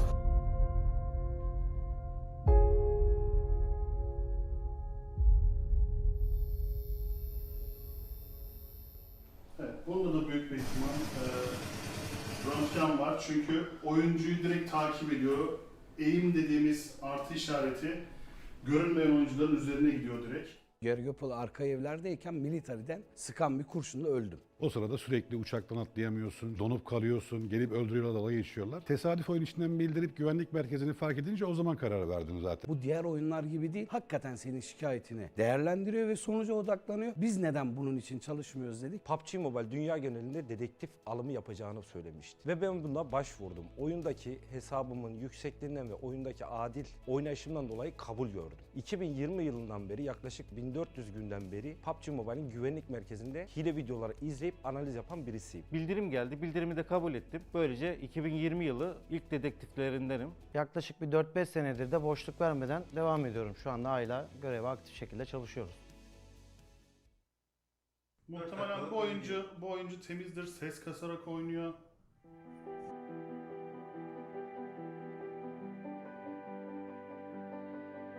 Röntgen görüşü kullanarak hile yapan ileri seviye oyuncuları ise bir açık vermedikleri sürece tespit etmek çok zordur. Bu nedenle ihlalleri keşfetmek için her kusuru yakından analiz etmek çok önemli. Yani şu anki yazılan açıklamaya dikkat ettiğinizde zaten otomatikman size nereye yapmanız gerektiğini yönlendirebiliyor.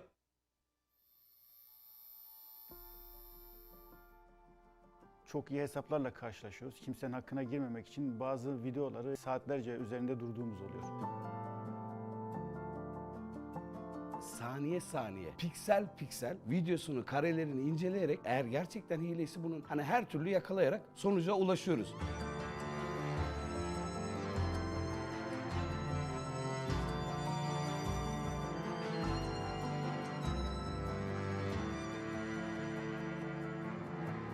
Oyuncu temizdir.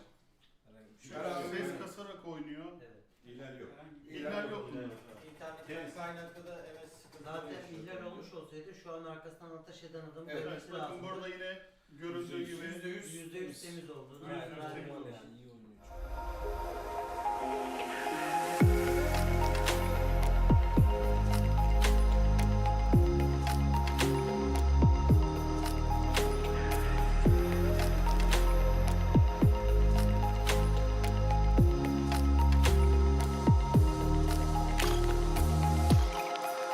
Sebepsiz kimsenin ban yemeyeceği ve sürekli devamlılığı getireceği bir oyun içindeyiz. Sebepsiz kimse ban yemez ve hakkınızı arayacak çok abileriniz, kardeşleriniz var. Arkadaşlar bansız hile diye bir şey yoktur. VIP hile, config vesaire. Kesinlikle PUBG Mobile'in güvenlik sistemleri bunları yakalar. Bansız hile diye bir şey yok. Kimse hile kullanmasın. Çünkü yakalanıyorsunuz. Kartal gözle izlediğimiz zaman yani config hile kullandığınız çok net bir şekilde görülüyor, algılanıyor.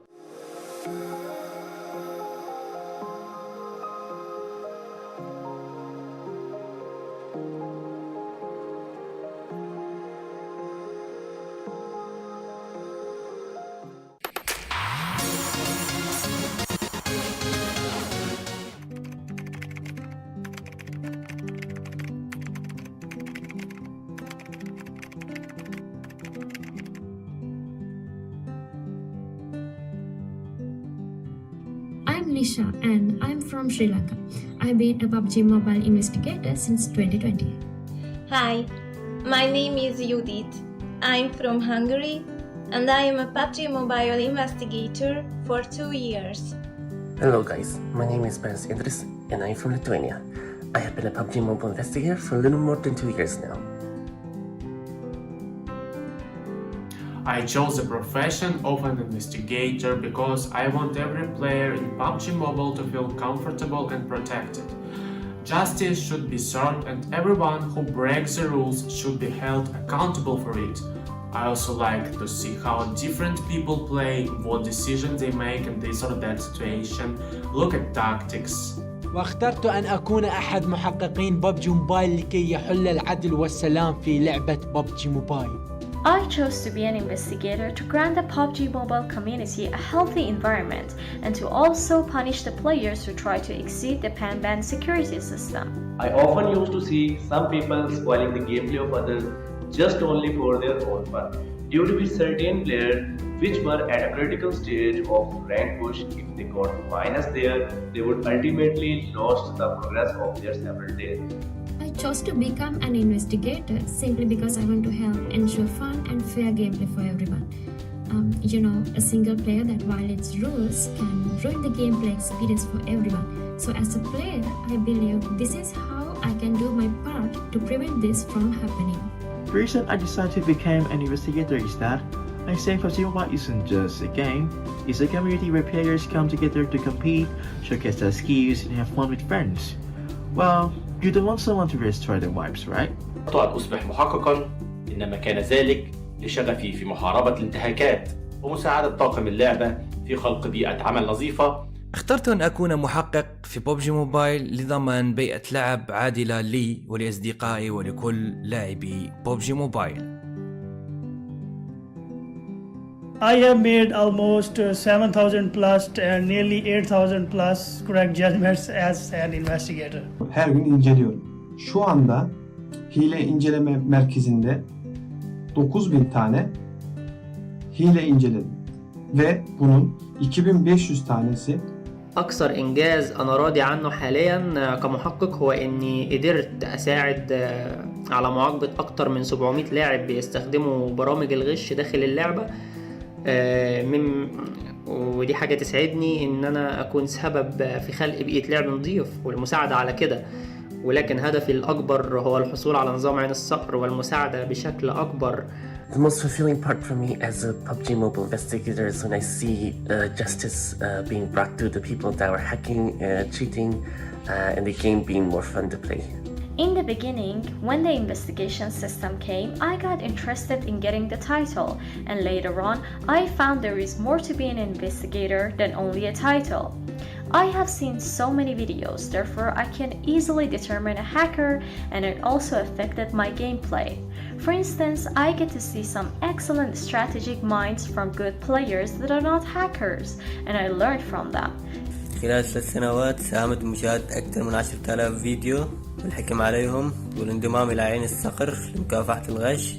Самое значимое достижение в роли следователя PUBG Mobile это стало тогда, когда стало меньше поступать жалоб на читеров.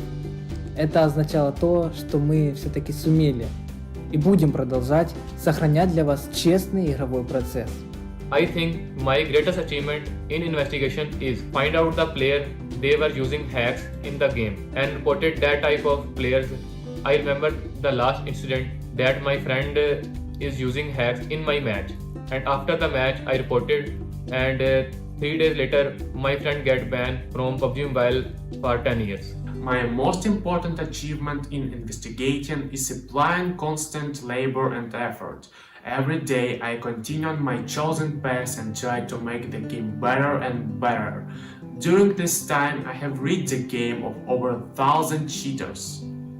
My proudest achievement is that I penalize people who cheat during my gameplay with my friends. It's quite fascinating to retaliate against someone who tried to ruin the game, someone who actually shot at you, and then to ban him for 10 more years. It's not just about maintaining fairness, it is about preserving the very spirit of the game. I'm a PUBG Mobile investigator. I will protect the fair gameplay for you.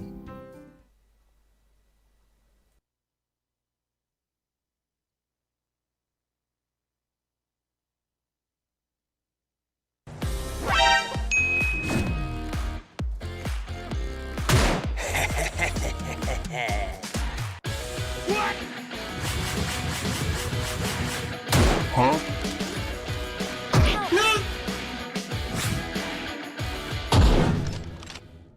PUBG Mobile version 3.3 is here. Let's see how Classic Mode has been updated.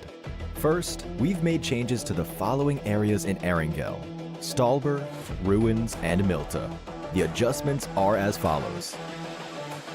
Stalber has been completely overhauled. We've renovated it into a completely new observatory that replaces the existing buildings. Gather supplies and engage in combat within the observatory. We've also added a zipline outside to help you reach the top of the building and return to the ground with ease. Try it out and see what else you can do with it. As for Milta, we improved its layout so supplies can be collected more efficiently. The areas are more tightly concentrated, making it much easier to plan your route. Lastly, we improved the Ruins layout, resource availability, and search routes. Please be aware that after this update, supply warehouses will no longer appear in Erangel. It is being replaced with a new way of getting supplies: Intel rooms. They contain loads of supplies, including armor, weapons, and other items. Open them with secret room keys that can be found throughout Erangel. Time to go exploring. In this update, we've added a new weapon, the DSR Sniper Rifle. This is a dual-mag bolt-action rifle with high accuracy and high damage. It can be equipped with scopes, muzzles, magazines, and cheek pad attachments. DSR has a unique dual magazine mechanic. When the default magazine is empty, it will quickly be switched out, allowing you to continue attacking in quick succession. But keep in mind that the DSR can't be picked up in Classic Mode. It has to be acquired from a supply shop or the mobile shop. What are you waiting for? Go try it out now. In addition to all of this, we've made a few general improvements. Let's check them out. First, we've made some adjustments related to swapping seats in vehicles. Now, you can just swipe the change seat button in the direction of an empty seat to directly move to it. Moving on, the Quick Parachute feature has been added to Classic Mode and Payload. The Quick Parachute button will appear once you reach a certain altitude. Use it to immediately deploy the parachute or put it away.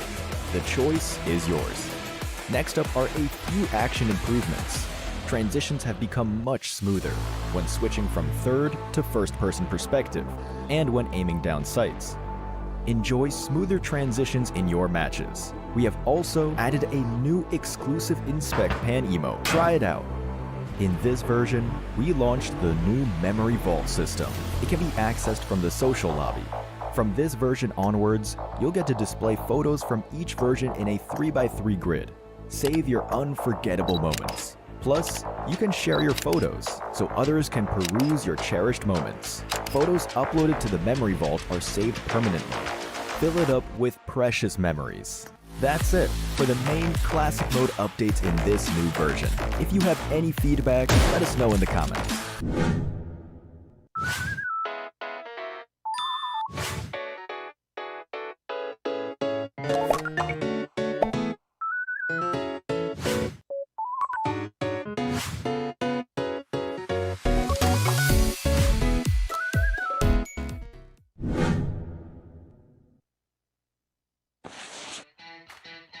Hello everyone, I'm Leon, the home butler.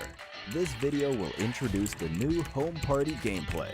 First, to host a home party, go to the home shop or the beach behind your home to purchase the Seaside Music Stage or Seaside Lavish Music Park. Seaside Music Stage can be redeemed using home coins, and Seaside Lavish Music Park can be redeemed with elite home coins. In home information, you can tap party to throw a party. You can throw 2 home parties for free each week. Choose between throwing a music party or lavish music party. Be sure to check the party perks of each and set a party name and start time. Once created, you can invite individual or multiple friends, or send an invitation to World Chat and Clan Chat. Next, exclusive background music will play once the party starts. You can go to the dance stage area to lead a dance using an officially recommended dance, or choreograph your dance with emotes that you own. Lead other players to dance with you. Additionally, players can interact with the DJ stage, microphone, seats, and sound system to perform unique emotes and play custom party music. Parties hosted at the Seaside Lavish Music Park will have exclusive sky and stage flame effects.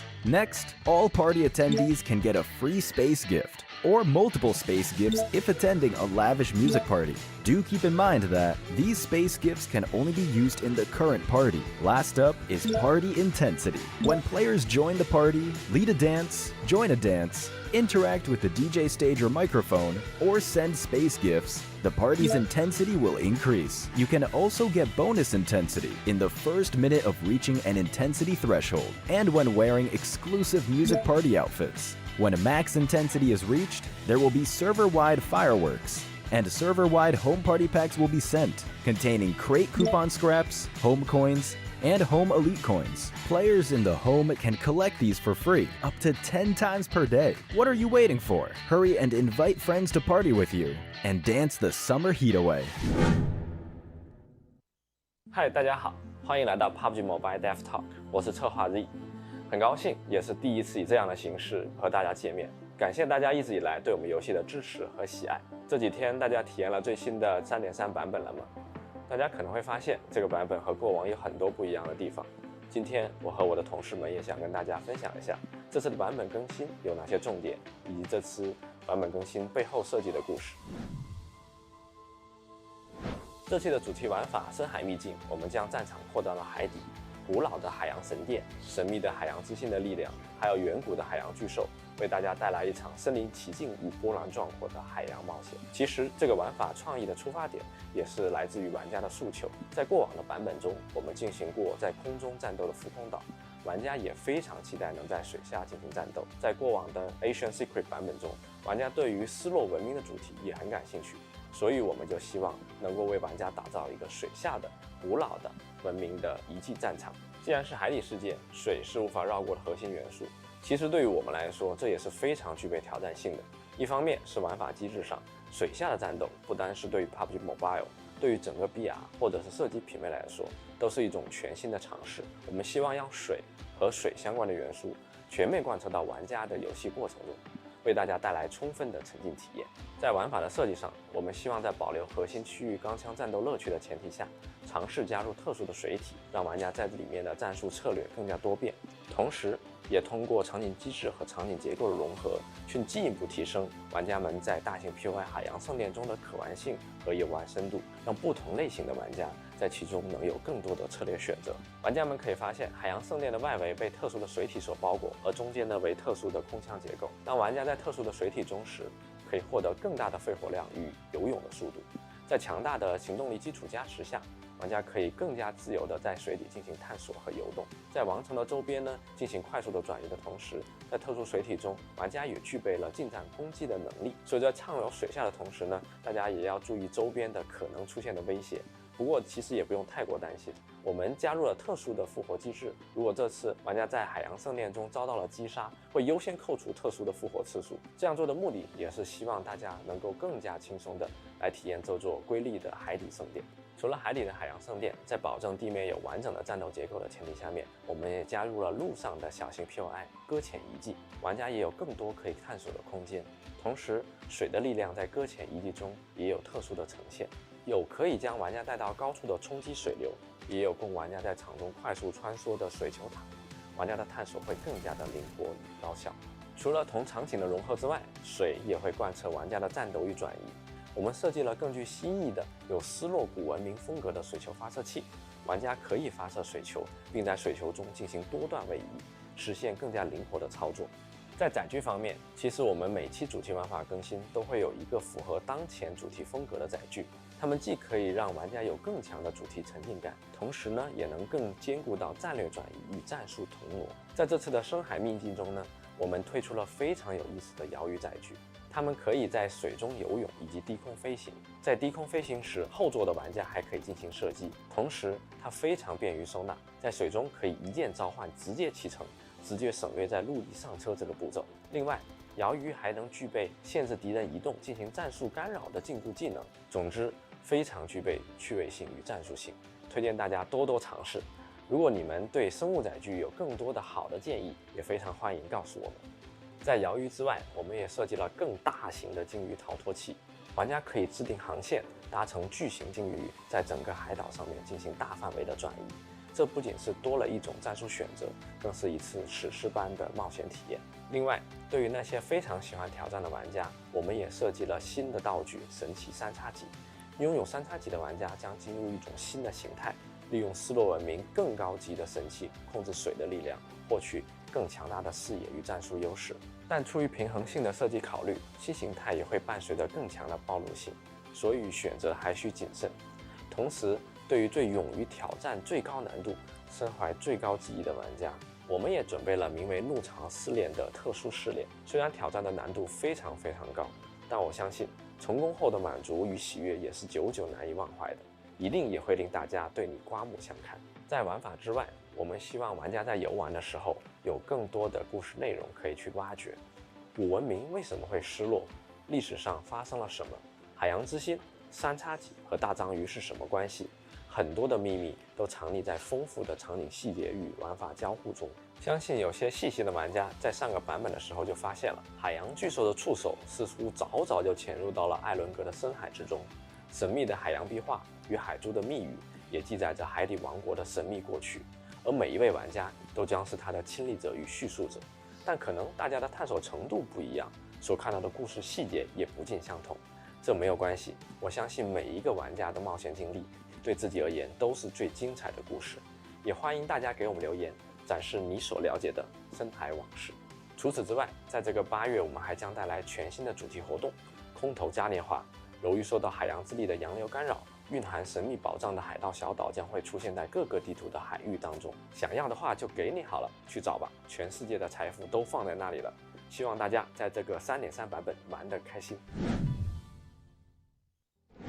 Hello， 大家好，我是 PUBG Mobile 负责经典 BR 的 JR。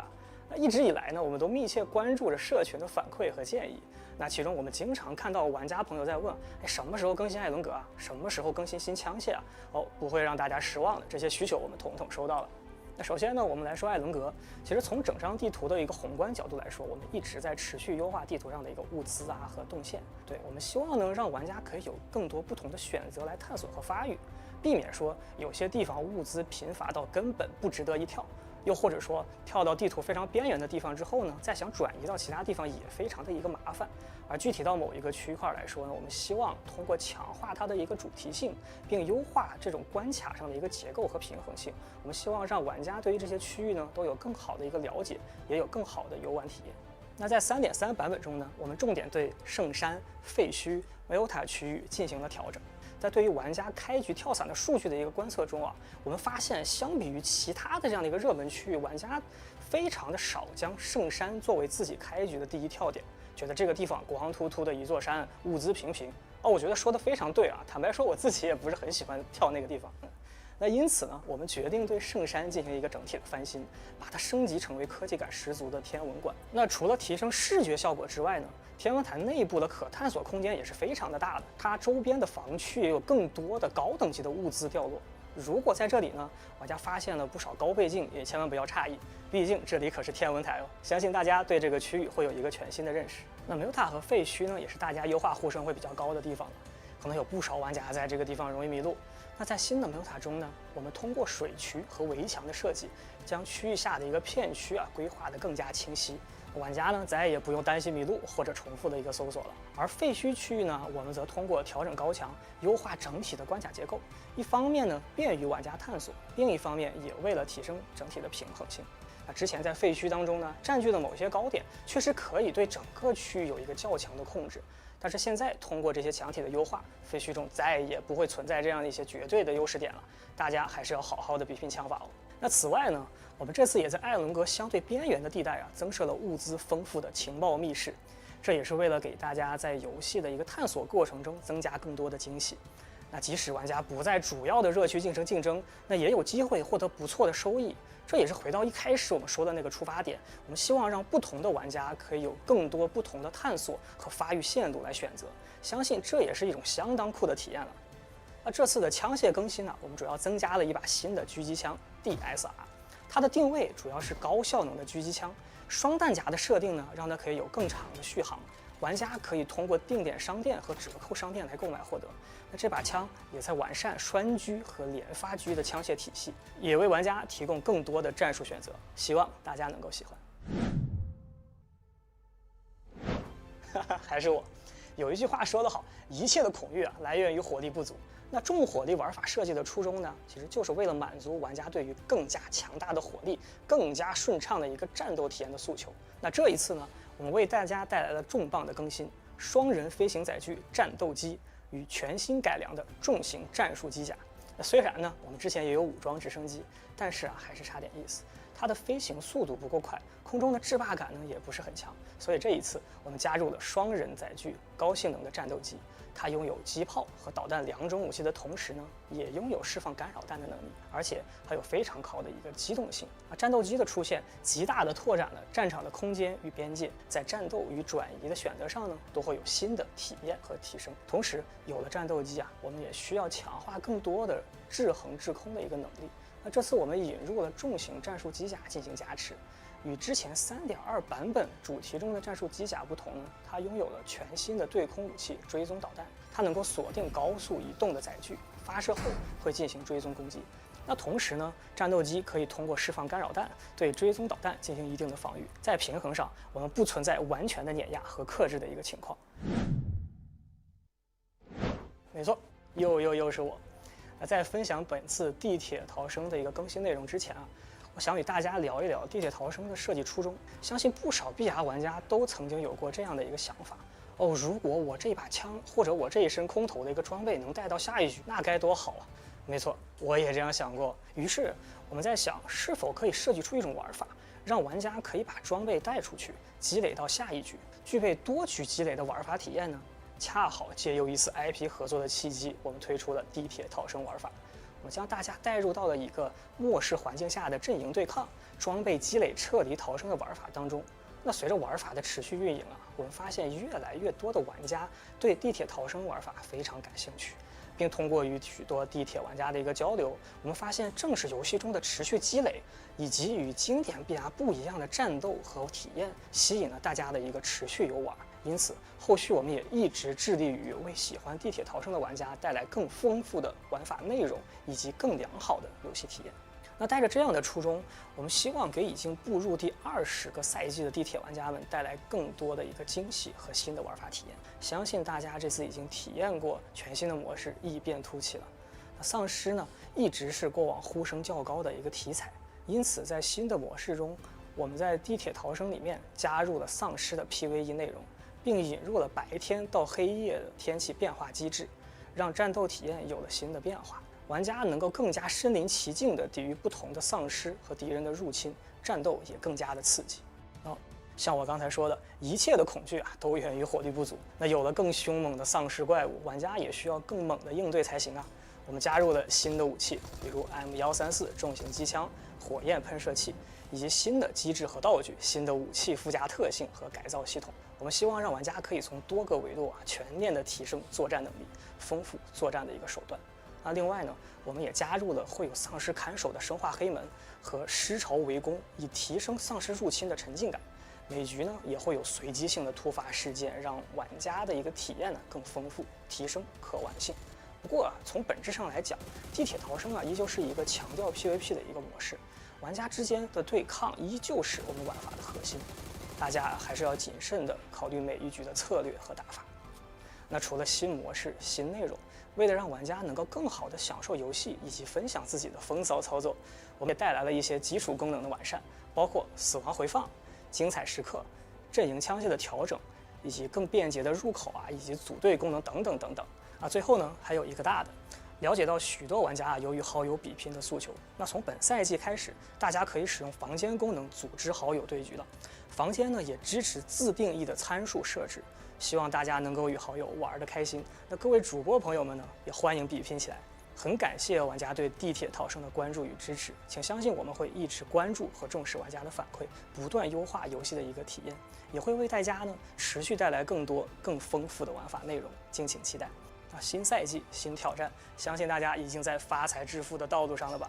那最后祝大家金银满柜，满载而归，玩得开心。Hello， 大家好，我是游戏策划 LC， 我和我的小伙伴们一起开发了家园玩法。可能很多玩家会非常的好奇，为什么我们会在 PUBG Mobile 里面加入家园呢？那就让我来分享一下这背后的思考吧。PUBG Mobile 的玩家遍布全球。在这里，你将有机会结识来自全世界各地的好友。因此，在游玩经典的 Battle Royale 对局之外，我们也洞察到有非常多的玩家希望能将更多的闲暇时间用于游戏内的社交互动。于是，我们就想，为什么不为玩家提供一个更加个性化、能承载更多互动场景的社交空间呢？在这样的思路下，家园便应运而生，一个由玩家自己搭建的家。在这里，你可以装饰自己的空间，邀请你的好友到你的家中做客。结识更多志同道合的游戏伙伴，我们希望用这种方式连接处在全球各地的千万玩家。只要你愿意打开你的家门，就能广交天下朋友。在这次 3.3 版本中，我们也为各位的家再次升级。这一次，你可以在你的家园中举办热闹的派对了。在派对里，麦克风、DJ 台还有舞池等等设施一应俱全。同时，为了满足玩家的个性化表达，我们还新增了领舞和自定义编舞的功能。让玩家可以在派对中秀出自己的身段，同时在舞台上引领大家嗨翻全场。其实大家看我似乎有点文静的样子，但你们可能不知道，我可是团队的舞王。要不然怎么为大家把场子热起来？在即将到来的空投嘉年华里，不妨和你的好友齐聚家园，开启一场泳池派对吧。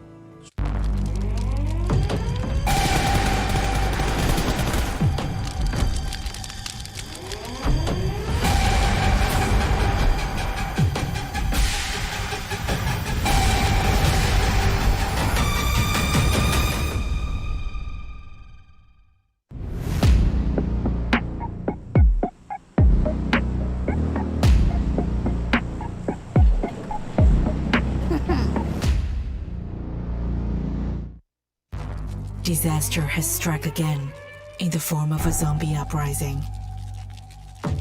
Not a corner of this town has been spread.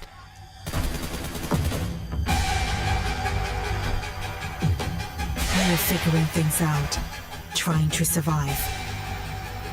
But night has fallen, and the danger has only just begun.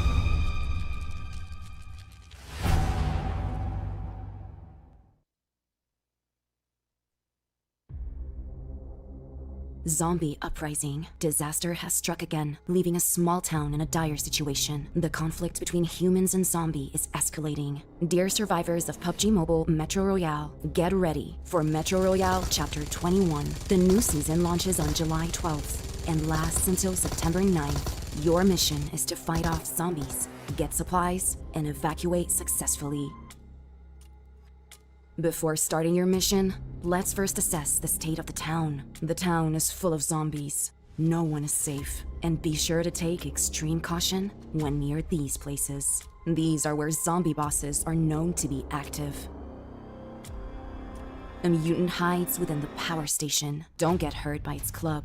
Here is where the paymen often linger. They are good at using their fists in close-range combat and summoning groups of zombies to attack together. Fighting them requires agility to avoid their long-range attacks. The radiation zone is occupied by Variant F. They will spray fire bombs at you, as well as lunge towards you to attack at close range.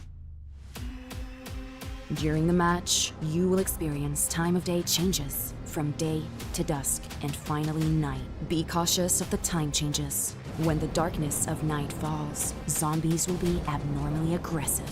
Next, if you look carefully, you will find many special containers have appeared in the town with different bosses inside. Each night, they will wake up from their container, and these bosses are stronger and have better abilities. Of course, they are not without weaknesses. Find the glowing energy source on them and try to eliminate them. Oh, and as darkness falls, more dangers will arise. Watch out for newly dropped containers. Defeat the bosses inside them to get more supplies. In the town, you will encounter all kinds of zombie enemies, as well as special supply crates. Opening special supply crates attracts swarms of zombies to attack. Stay vigilant. When faced with a zombie attack, the new weapons and utility items may come in handy. First, let's look at the new weapons. The M134 and the flamethrower. These weapons will help you deal heavy damage to zombies and eliminate them more effectively. You can also use the stealth serum and lure grenade. With these items and weapons, you can formulate your ideal strategy. Additionally, by utilizing the bonus special trait and special trait system, you can modify your gear and improve your combat capabilities. On the battlefield of Zombie Uprising mode, you can get schematics needed to make modifications. Take them to the workstation to forge or modify fabled equipment traits. In addition to the new gear and systems for fighting zombies, we made some improvements to the gameplay experience, including a new room feature, a more convenient access tab, loss replays, highlights, as well as firearm adjustments, improvements to teaming up, and more. In terms of weapons, we added faction variants of the DBS and S12K, and existing faction weapons have been buffed. Additionally, starting from this season, you can use the room feature in Metro Royale to organize a match and fight alongside friends. Also, team-up functionality has been improved. When teaming up, teammates won't be able to change their loadout settings once they've readied up. If the team leader enters the match with loadout settings that are too low, the whole team must confirm in order for the match to start as normal. When the match ends, you can view the match results screen to watch loss replays and highlights.